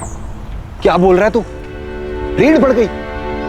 तू धंधे वाले के साथ था? अबे तू क्या कह रहा है? तेरे को समझ में भी आ रहा है? तू साले पकड़ा जाता, जेल में सड़ रहा होता, और अंकल आंटी क्या सोचते, गधे। और वो आरती साले खुश होती, वो बोलती थी मेरे को पता है इसके बारे में सब कुछ, मैंने इसलिए छोड़ दिया उसे। अरे आरती की फिक्र नहीं है कि वो क्या सोचती है, इस वक्त मुझे सिर्फ नफीसा की फिक्र है। नफीसा? अब नफीसा कौन है बे?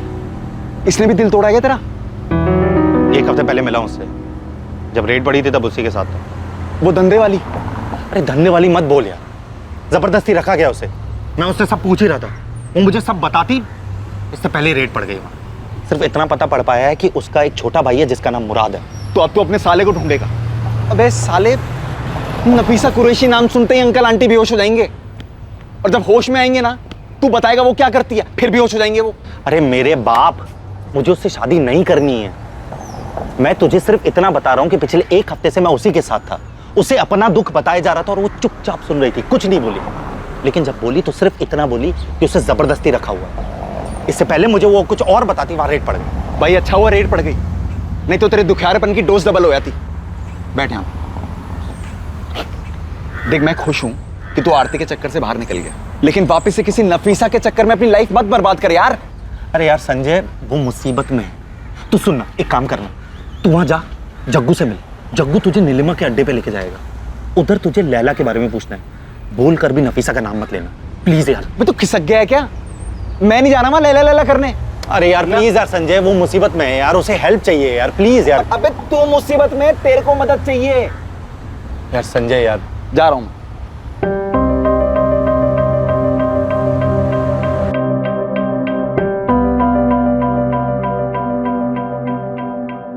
मुझे यहाँ जबरदस्ती लाया गया था, मुझे मेरे घर वापस जाना है, प्लीज मेरी हेल्प कर दो।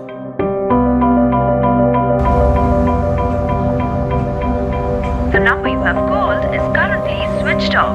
Please try again later.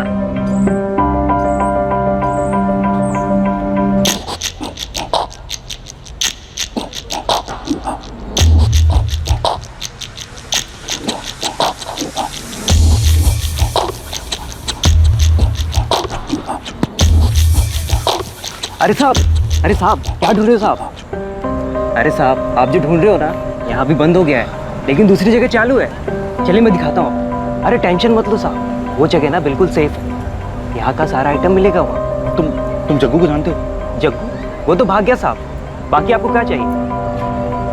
Laila मिलेगी? लैला? अरे साहब एक से एक लैला मिलेगी, चलिए तो। अरे उसका नाम लैला है, नीलिमा के कोटे पे काम करती थी। वो सब भाग गई साहब, अब नहीं मिलेगी। बाकी एक से एक लैला है मेरे पास। अच्छा तुम्हारे पास जग्गू का दूसरा नंबर है क्या?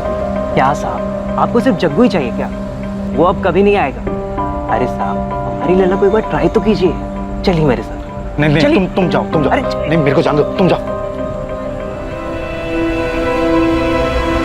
अरे संजय, उसके साथ सच में जबरदस्ती की गई होगी। तुझे पता है, मैंने सुना है कि कैसे ट्रैफिकिंग करके ले जाया जाता है और फिर जबरदस्ती मार मार के वो लोग धंधा करवाते हैं। भाई बहुत सी लड़कियां करती हैं, नफीसा भी करती होगी। और एक सेकंड, तू अपना काम वाम छोड़ के उसको ढूंढने की तो नहीं सोच रहा ना? अरे संजय यार, मैं वहां पर सिर्फ अपना गुस्सा निकालने गया था, और मैं बस किसी को रिजेक्ट करना चाहता था यार, ताकि अपना गुस्सा बाहर निकाल सकूं। तुझे पता है, पिछले 1 हफ्ते से मैं सिर्फ बोलता रहा और वो मुझे सुनती रही, और ये आरती के सदमे से भी ना मैं उसी की वजह से बाहर आया हूं। अबे किससे मिलके आ रहा है? नफीसा से मिला है, किसी साइकियाट्रिस्ट से? हाँ भाई तेरे को पता है पिछले 1 हफ्ते में पूरा बदल गया है। संजय यार, वो तकलीफ में होगी यार, उसे ढूंढने में मेरी मदद करना। वो उस दलदल से बाहर निकलना चाहती है, अपने घर जाना चाहती है वो। नहीं यार, छोड़ना, कहाँ लेके जा रहा है यार मेरे को? अरे तू चलना यार देख तो सही, फिर से शुरू हो गया, चलना।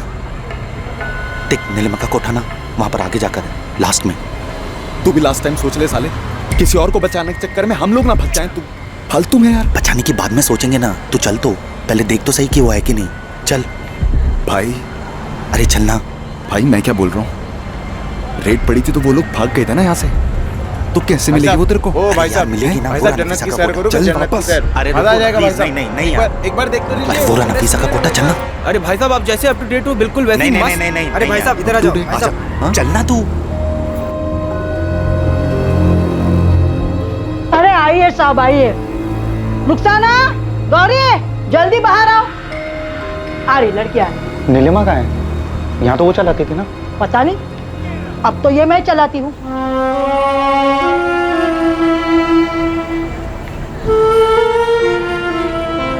साहब पसंद कर लो इसमें से किसी को भी।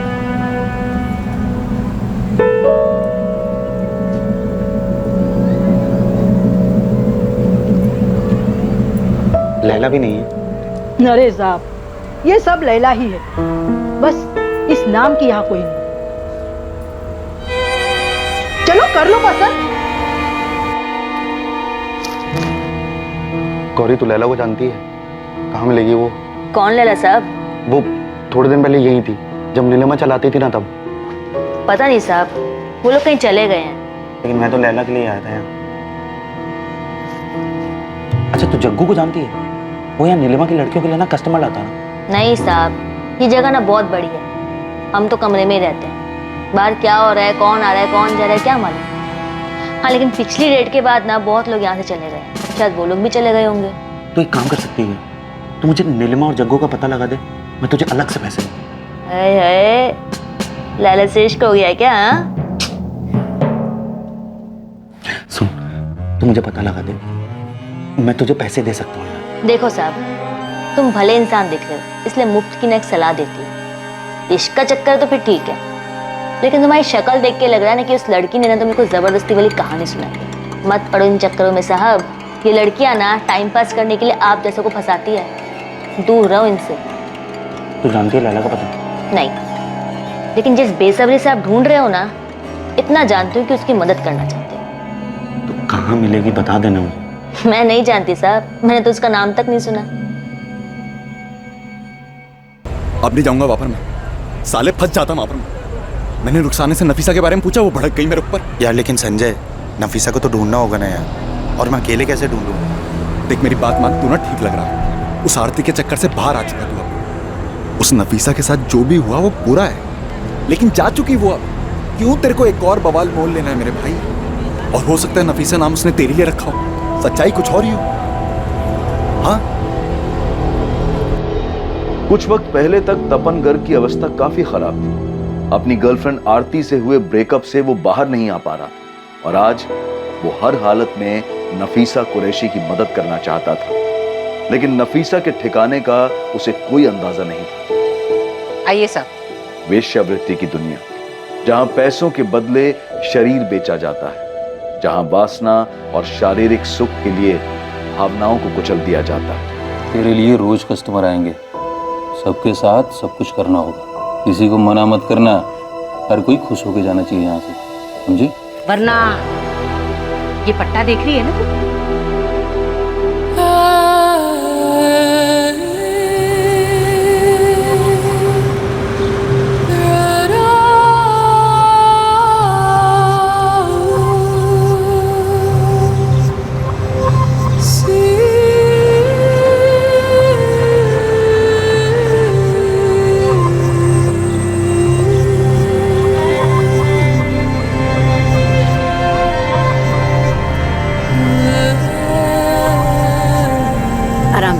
जी।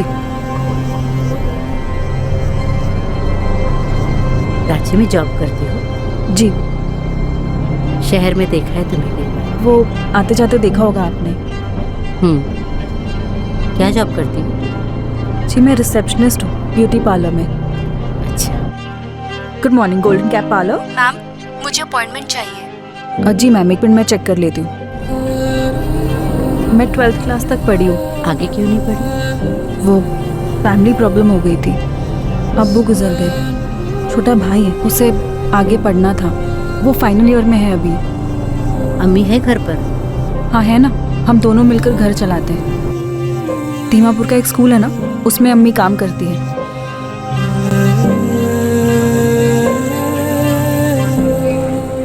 अम्मी उठ जाओ। अम्मी चाय। क्या हुआ अम्मी, तबीयत ठीक नहीं है? हाँ बेटा, बस थोड़ा बुखार है। तो बताया क्यों नहीं? अभी आप ही बोलो ना अम्मी को कि 2-3 दिन की छुट्टी ले ले। अब छुट्टी लूंगी तो पैसे कटेंगे ना बेटा उसके। अम्मी ऐसी बातें क्यों करते हो आप? मुराद तू कॉलेज के बाद अम्मी को डॉक्टर के पास ले जाना। अभी मैं लेकर गया था, डॉक्टर ने ब्लड टेस्ट करने को बोला। हाँ तो अभी मैं तो लेकर चला जाऊं, लेकिन अम्मी पैसे लगेंगे बोलकर मना कर देती हैं। ये ले मुराद, और अगर पैसे कम पड़े तो मुझे बता देना। मैं निकलती हूँ, मुझे लेट हो रहा है। बस 7,500 रुपए? जी अभी तो इतना ही है। वैसे मैंने मैडम जी से कहा है थोड़ा सा कुछ बढ़ा दें। अरे 500,000 से और ज़्यादा क्या बढ़ाएंगी नफीसा? तुम पढ़ी लिखी हो, 12th पास हो और अंग्रेजी भी ठीक ठाक बोल लेती हो, क्यों इतने कम में काम करती हो? बीना जी मैंने ना कहीं देखा नहीं है, और लेकिन अगर कहीं अच्छा कुछ मिलेगा, ज़्यादा मिलेगा तो मैं वहीं कर लूँगी। अरे रांची से बाहर ट्राई करो, जैसे मुंबई वगैरह। पता है तुम्हें, जो रिसेप्शनिस्ट का जॉब तुम यहाँ कर रही हो ना, इस काम के लिए मुंबई में आराम से 25,000 से 35,000 मिल जाएंगे तुम्हें। 25 से 35,000? और नहीं तो क्या। अरे तुम पढ़ी लिखी हो, एक्सपीरियंस हो और खूबसूरत भी हो, इतने तो तुम्हें बिना मांगे मिल जाने चाहिए।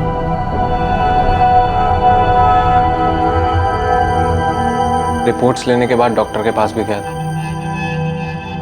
बोला कि इलाज करवाओ और अम्मी को रेस्ट करने के लिए बोला। ठीक है।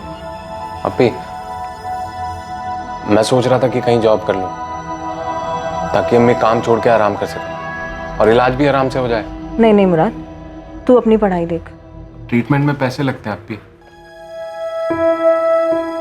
आप अकेले नहीं कर पाओगी।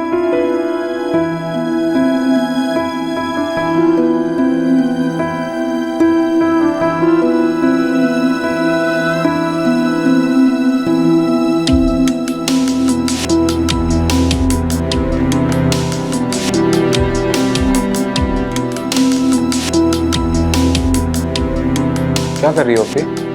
अपनी मार्कशीट और सर्टिफिकेट देख रही थी। ट्राई कर लेती हूँ, अगर बाहर की जॉब मिल जाए तो। बाहर कहाँ? मुंबई। मुंबई?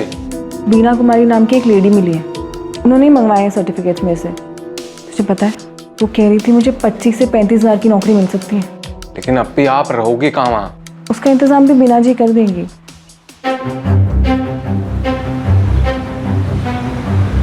माफ कीजिएगा बीना जी, मैं थोड़ा सा लेट हो गई। कोई बात नहीं। ये लो, तुम्हारी जॉब पक्की हो गई है। मुंबई में फार्मा कंपनी है NKT फार्मा। सच्ची बीना जी? हाँ, बस 35,000 नहीं दिलवा सकता, 30,000 तक सैलरी दिलवा देगा। 30,000? और कोई इंटरव्यू भी नहीं होगा? अरे नहीं बाबा, तुम्हारी फोटो और मार्कशीट से वैसे भी तुम्हारा काम हो गया। मेरा भाई सुरेश अगले हफ्ते रांची से मुंबई के लिए निकल रहा है। हफ्ते भर का टाइम है, सोच लो, हो सके तो तुम भी उसी के साथ निकल जाना। वो तुम्हारे रहने खाने का सारा इंतजाम कर देगा मुंबई में। अगले हफ्ते? नफीसा के इतनी दूर जाकर काम करने की बात से न मुराद खुश था, न उसकी अम्मी बिल्किस। लेकिन नफीसा घर की बड़ी बेटी थी जो काम करके घर चला रही थी। उसने अपनी अम्मी और भाई मुराद को मना लिया।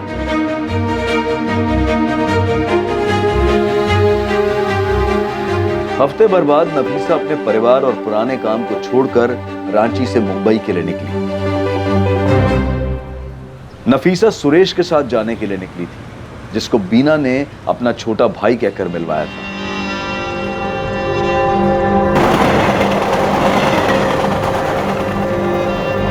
नफीसा, लाओ अपना फ़ोन दो। मैं तुम्हें नया फ़ोन और सिम कार्ड दे रहा हूँ। आज से तुम्हारे बिल का सारा खर्चा कंपनी उठाएगी।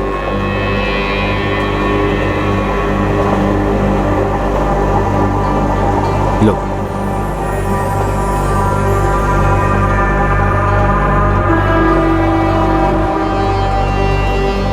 सुरेश भैया, हम आगरा क्यों आए हैं? बीना दीदी ने कहा था हम सीधा मुंबई जाएंगे। हाँ, प्लान तो सीधा मुंबई जाने का ही था, लेकिन क्या है ना, दिल्ली में हमारी कंपनी की एक अर्जेंट मीटिंग निकली। लेकिन तुम फिक्र मत करो, यहाँ आगरा में मीटिंग के लिए KNT फार्मा का मेरा एक दोस्त आया, वो यहाँ से तुम्हें दिल्ली और फ्लाइट से सीधा तुम्हें मुंबई पहुँचा देगा। आओ नफीसा, आओ।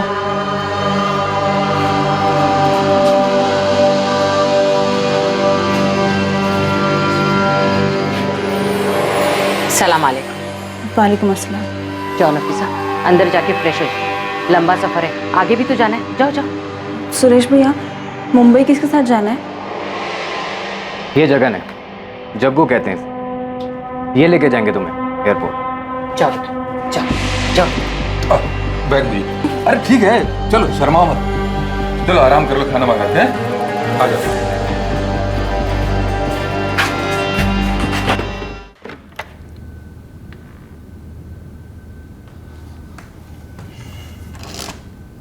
पापा, अगर हमें किसी को ढूंढना हो जिसका हमें सिर्फ नाम पता हो, तो हम उसको कैसे ढूंढेंगे? क्या? वो ना, मैं किसी को... देख बेटा, आरती जिससे शादी करने वाली उसे ढूंढ के अगर बता भी देगा तो उसे, तो भी आरती वापस नहीं आने वाली। पापा, मैं आरती की बात नहीं कर रहा हूँ, उसका किस्सा खत्म हो गया। वो फिर किसे ढूंढ रहा है तू? क्या तू गधा है क्या? तू धंधे वाले के पास गया था? जरा सोच, ये बात अगर तेरी मम्मी को पता चली तो? पापा, मैंने कुछ नहीं किया है, मैं बस थोड़ा फ्रस्ट्रेटेड था इसलिए चला गया। पापा, मैं बस उसकी हेल्प करना चाहता हूँ। उसको कैसे ढूंढूं मुझे कुछ समझ में नहीं आ रहा है। मैं सिर्फ उसका नाम जानता हूँ, नफीसा कुरैशी। सोशल मीडिया पर चेक किया? फ्रेंड स्क्वायर वगैरह में देख, आजकल हर कोई होता है वहां पे। किसी भी यंगस्टर को ढूंढना हो तो सोशल मीडिया सही है। थैंक यू पापा, यू आर ग्रेट।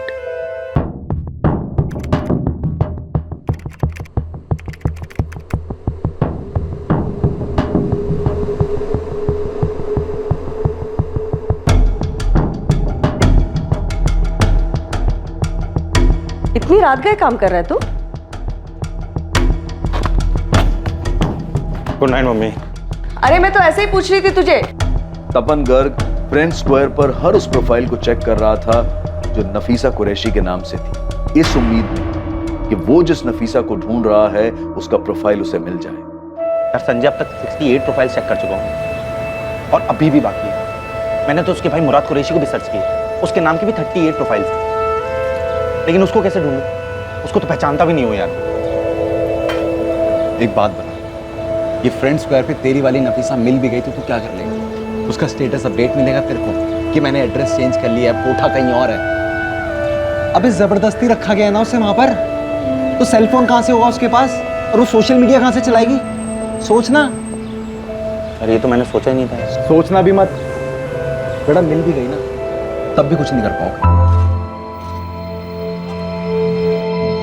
काफी खोजबीन के बाद आखिरकार किस्मत ने साथ दिया और तपन को उस नफीसा कुरैशी की प्रोफाइल मिल गई जिससे वो कोठे पर मिला था।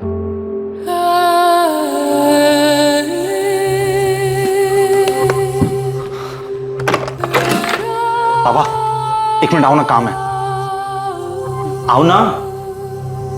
ये देखो, यही हो, लड़के के साथ फोटो है उसका। शायद यही मुराद होगा, उसका भाई। नफीसा की फ्रेंड लिस्ट चेक कर, शायद मुराद उसमें ऐड होगा।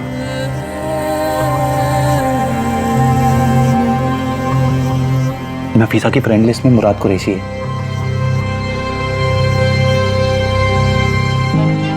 यही होगा मुराद, नफीसा का भाई। इसको मैसेज करना चाहिए। नफीसा को तो फंसाया गया है, मतलब मुराद को नहीं पता होगा। मैसेज तो करके देख, हो सकता है अपनी बहन को बचाने आ जाए।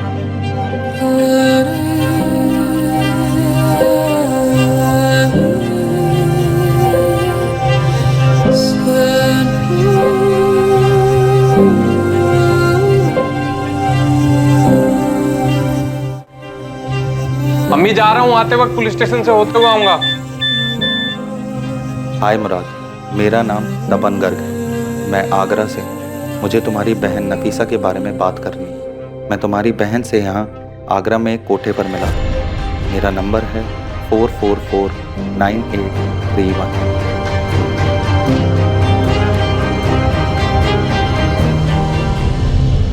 नफीसा के बारे में तपन की खोज ने आखिरकार नफीसा के भाई के सामने उसका सच ला दिया था कि नफीसा के साथ क्या हुआ था और वो इस समय कहां थी।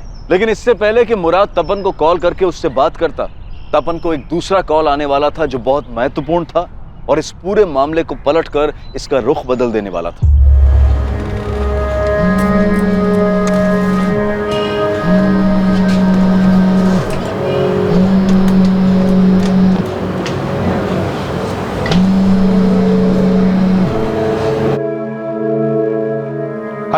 हाँ गौरी, तुमने फोन किया था? देख, पहले तो मेरे को बोल कि तू मेरे पास आएगा और मुझे 5,000 रुपए देगा। हाँ गौरी दूंगा। पहले बता ना, जग्गू मिला कि नहीं? जग्गू और नीलिमा ने इसी बाजार में यहाँ से एक गली छोड़कर फिर से अपना डेरा जमाया है। अच्छा सुन, वहाँ पर लैला है क्या? वो मेरे को नहीं पता। देख, मैंने अंदर जाके मालूम नहीं किया, लेकिन हाँ मुझे इतना मालूम पड़ा है कि इस बार ना वो लोग बहुत सी नई लड़कियां लेकर आए हैं। थैंक यू यार गौरी, मैं ना तुझे वहाँ आके तेरे सारे पैसे दे जाऊंगा। Thank you.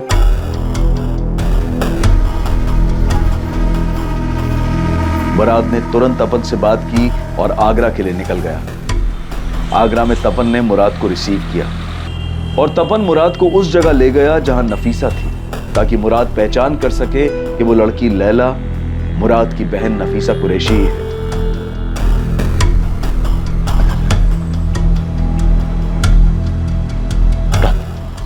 यहाँ आगे से राइट और फिर से राइट, लेकिन ध्यान रखना इन लोगों ने नाम बदल दिया उसका, लैला बुलाते हैं। तुम जाओ, मैं तुम्हारा वेट करता हूँ। जाओ जाओ जाओ। आगे से राइट और फिर से राइट, नीलिमा का कोठा।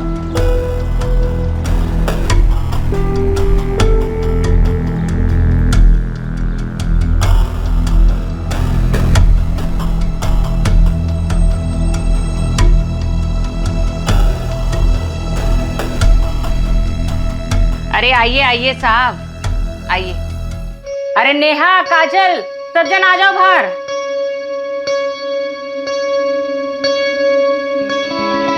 देख लो इनमें से कौन चाहिए।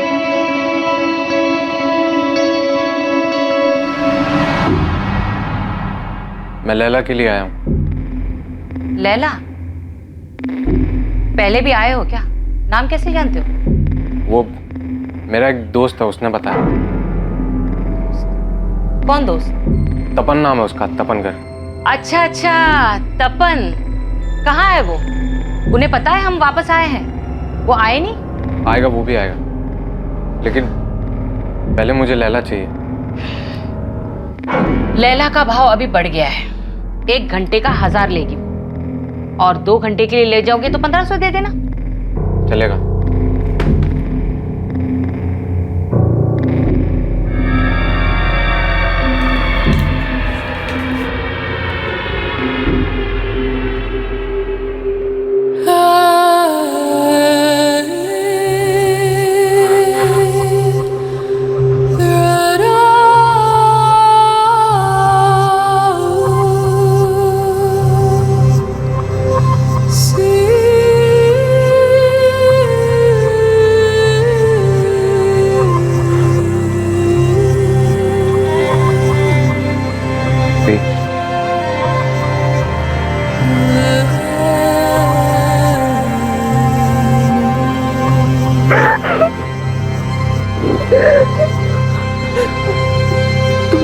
कैसे हैं?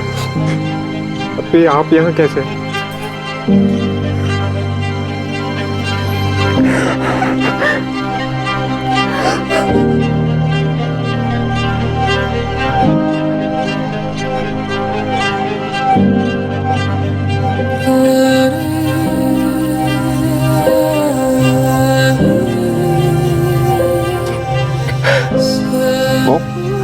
वो मेरी अपनी नफीसा ही है। मुराद रो मत। तू वीक नहीं पड़ सकता यार, हमें नफीसा को छुड़ाना है। तो हम पुलिस के पास चलते हैं ना? नहीं, पुलिस के पास नहीं जा सकते। मैं किसी ऐसे के पास जाना होगा जो पुलिस को बताए कि क्या करना है। हम कोई गलती नहीं कर सकते हैं मुराद। ये जानने के बावजूद भी कि नफीसा वेश्यावृत्ति में फंसी है और अब वो कहाँ है। आइए सर। नफीसा को उस जगह से बाहर निकालना इतना आसान नहीं था। पुलिस को इन्वॉल्व करें पापा? नहीं, ये सारी चीजें पुलिस के नाक के नीचे ही तो होती है रहती। पुलिस पर सीधे भरोसा करना ठीक नहीं। ये महिला आयोग का एड्रेस मैंने तुम्हें सेंड कर दिया है, उनकी हेल्प ले लेना। मैम, मैंने बिना कुमारी का बस नाम ही सुना। नफीसा अपी उनके बारे में जानती। मैम, बहुत मुश्किल से नफीसा के बारे में पता चला है और मुराद ने खुद कंफर्म किया है कि वो उसकी बहन है। मैं आपको फ्रेंड स्क्वायर पर नफीसा की फोटो और बाकी डिटेल्स भी दिखा सकता हूँ। तुमने रांची में पुलिस कंप्लेन किया था ना? वहाँ की कंप्लेन कॉपी है? नहीं मैम, लेकिन पुलिस को ये केस याद है। मैं फॉलो अप लेता रहता हूँ। रजनी, पुलिस स्टेशन फोन करके पूछो क्या प्रोग्रेस है। मैम, नफीसा को तुरंत रेस्क्यू करवा सकती हैं क्या? वो वहाँ 1 महीने से फंसी हुई है। यू डोंट वरी, हम लोग इमीडिएटली एक्शन लेंगे। लेकिन उसके लिए मुझे पहले पुलिस से बात करनी होगी, और आई थिंक किसी और ज्यूरिडिक्शन पुलिस के साथ।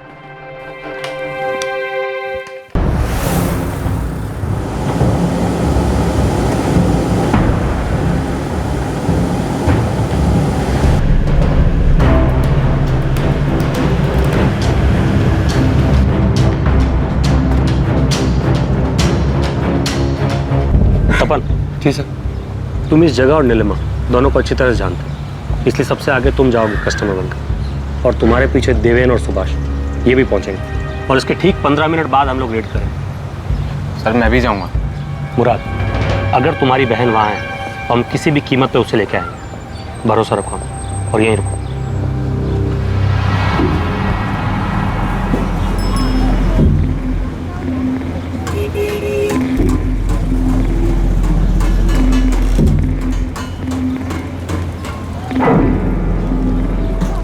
तपन साहब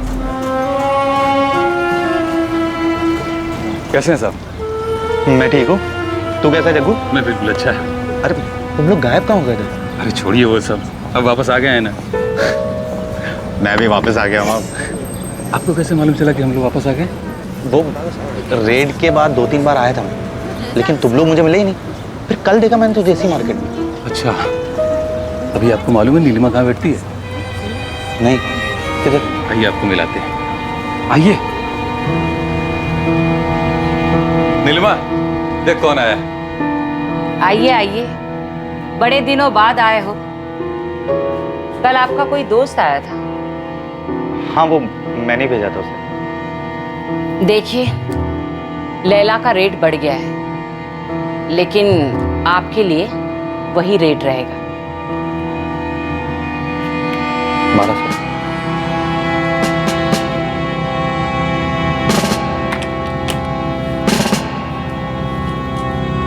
सब ठीक है नफीसा, पुलिस थोड़ी देर में यहाँ पे पहुंचने वाली है और मुराद भी हमारे साथ है।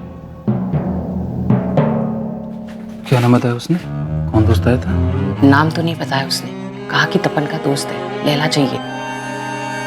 लेकिन मुझसे तपन कह रहा था कि उसको हमारे नए डेरे के बारे में मालूम नहीं, फिर दोस्त को कैसे भेजा? कुछ गड़बड़ है क्या? लगता तो ऐसा ही है। मिलेगी क्या? हाँ हाँ आइए, मिलेगी ना। हाँ तपन। सर नफीसा यही है। ठीक है, देवेन और सुभाष पहुंच गए और हम भी बस पहुंच ही रहे हैं। 5 मिनट नफीसा, 5 मिनट में पुलिस यहाँ पर होगी, तो 5 मिनट में हमेशा के लिए यहाँ से बाहर होगी। अरे तपन साहब, 1 मिनट दरवाजा खोलिए। तुम रुको, मैं देखता हूँ। बैठो बैठो। क्या हुआ नीलिमा जी, अभी तो टाइम शुरू हुआ है। क्या चल रहा है? कुछ उल्टा सीधा तो नहीं कर रहे हो? इसके साथ कुछ करते भी हो, ऐसे ही पैसे दे रहे हो? इसके साथ मैं क्या करता हूँ उससे तुम्हें क्या मतलब है? पैसे तो दे रहा हूँ ना तुम्हें। तेवर बदल गए तपन साहब, लैला नहीं मिलेगी। अपने पैसे वापस लो और निकलो यहाँ से। लैला चल निकल। अरे क्या कर रहे हो यार? लैला चल निकल। क्या कर रहे हो यार? मैं बोल रहा हूँ मेरा टाइम अभी शुरू हुआ है। ऐसे नहीं कर सकते हो आप लोग। पैसे दिए ना मैंने। अरे चाहिए। ये क्या हो रहा है साहब? रेड है नीलिमा, रेड। अब बाहर बुला सबको। चल। सर क्या कर रहे हो, क्या कर रहे हो? देखो थाने मैंने पैसे पहुंचा दिए हैं, आप पता कर लीजिए वहां पे ना। दादा बोलेगा ना यही ठोक दूंगा। चल नफीसा चलो चलो। बाकी लड़कियां कहाँ हैं और कहाँ छुपा के रखा उन्हें? इतनी ही है साहब, और सब मर्जी से है। ये नफीसा जिसे तू लैला बोलती है, ये अपनी मर्जी से यहाँ पे? हाँ वो मर्जी से, पूछो इसे। मैं अपनी मर्जी से नहीं आई थी, मुझे सुरेश और बीना ने यहाँ जबरदस्ती भेजा था। बोल कौन है बीना और सुरेश? मुझे नहीं मालूम कौन है वो लोग। जल्दी बोल वरना तेरे सारे दांत यही तोड़ दूंगी। बीना को मैं नहीं जानती, और सुरेश तो दलाल है। 40,000 दिए मैंने इसके। पूरे 40,000 है, गिनना हो तो गिन लो। चलता हूँ। अरे छोड़ो ना। बोल सुरेश कहाँ है? मुझे नहीं मालूम, और मेरे पास उसका नंबर भी नहीं है। आप वो दूसरे वाले साहब से पूछे ना, उनसे पूछकर ही हमने ये फिर से चालू किया है। लेकिन चलो सर। अरे साहब मेरी बात तो सुनिए। साहब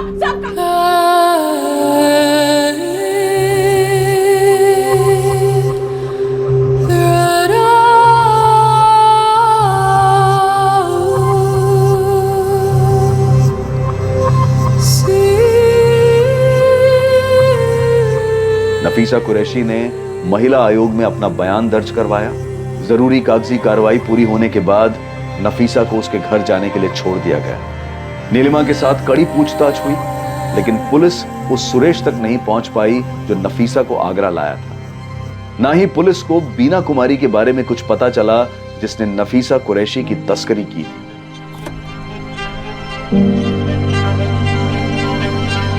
मुराद, ये कैब तुम्हें दिल्ली एयरपोर्ट तक छोड़ देगी। दोपहर में तुम दोनों की फ्लाइट है और शाम तक तुम दोनों रांची पहुंच जाओगे। थैंक यू तपन, आपने हमारे लिए जो कुछ भी किया हम उसे कभी भुला नहीं पाए। मुराद, अब ये सब सोचने की तुम्हें कोई जरूरत नहीं है। तुम दोनों अपने घर जाओ और एक बार इन्फॉर्म कर देना जब घर पहुंच जाओ तो। आओ।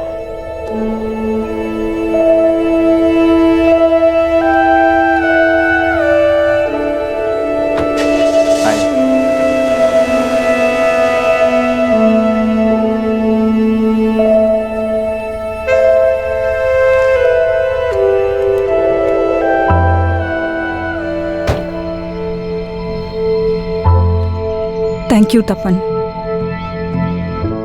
मैंने तुमसे पहले भी कई लोगों से मदद मांगी थी, बहुत मिन्नतें भी की थी मैंने, मुराद का नंबर तक दे दिया था, लेकिन किसी ने कुछ नहीं किया। नफीसा, मैं बहुत खुश हूं कि तुम अपने घर जा रही हो। अब इन सब चीजों के बारे में मत सोचो तुम। अब अपने घर जाओ, लेकिन मुझे इन्फॉर्म जरूर कर देना एक बार पहुंच जाओ तो, ओके?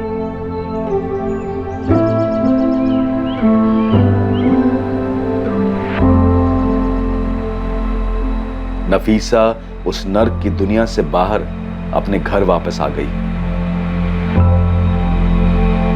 तपन गर्ग भी अपनी पुरानी जिंदगी में वापस आ गया है, दर्द, उदासी और अशांति से भरी जिंदगी से बहुत दूर। तुझे तो बताना भूल गया मैं, नफीसा सही सलामत घर पहुंच गई। हीरो निकला था। आरती ने छोड़ के गलती कर दी था। वैसे थोड़ा बहुत क्रेडिट तो तेरे को आरती को भी देना पड़ेगा। हाँ बिल्कुल, उसको देना चाहिए।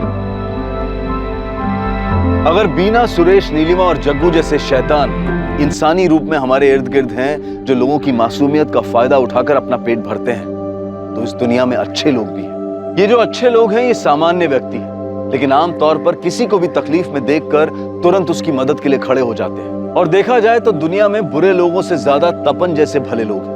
और ये सिर्फ मान्यता या कोई कहावत नहीं है, बल्कि सच्चाई है कि बुराई पर हमेशा अच्छाई की जीत होती है। मासूम लड़कियों को अच्छे काम और आमदनी के सपने दिखाकर बेवकूफ बनाकर शहर लाया जाता है और फिर उन्हें बेच दिया जाता है। और इस जाल में फंसने से बचने के लिए सतर्क रहना जरूरी है। अपनी इंसानियत और विनम्रता को इतना दृढ़ करें कि बुरी ताकतों का विनाश निश्चित हो। ऐसी बुराई जो ताकतवर लोगों के संरक्षण और उनकी सहायता से पनपती है, उसे सिर्फ एक आम इंसान की अच्छाई से ही कुचला जा सकता है। जबरन गुलामी के कई केसेस में हमने देखा है कि एक सामान्य व्यक्ति की अच्छाई और उसके दृढ़ इरादों ने ही गुलामी में फंसे हुए लोगों को बचाया है। अब मैं अनूप सोनी आपसे विदा लेता हूं, फिर मुलाकात होगी। और देखते रहें क्राइम पेट्रोल सतर्क, सोमवार से शुक्रवार रात 11 बजे। और याद रखें, क्राइम और आपके बीच में सिर्फ इतना फर्क है कि आप कितने सतर्क हैं। सतर्क रहें, सुरक्षित रहें। जय। क्राइम पेट्रोल्स के और भी दिलचस्प कहानी देखने के लिए हमारे चैनल को सब्सक्राइब करें और बेल आइकॉन दबाना न भूलें।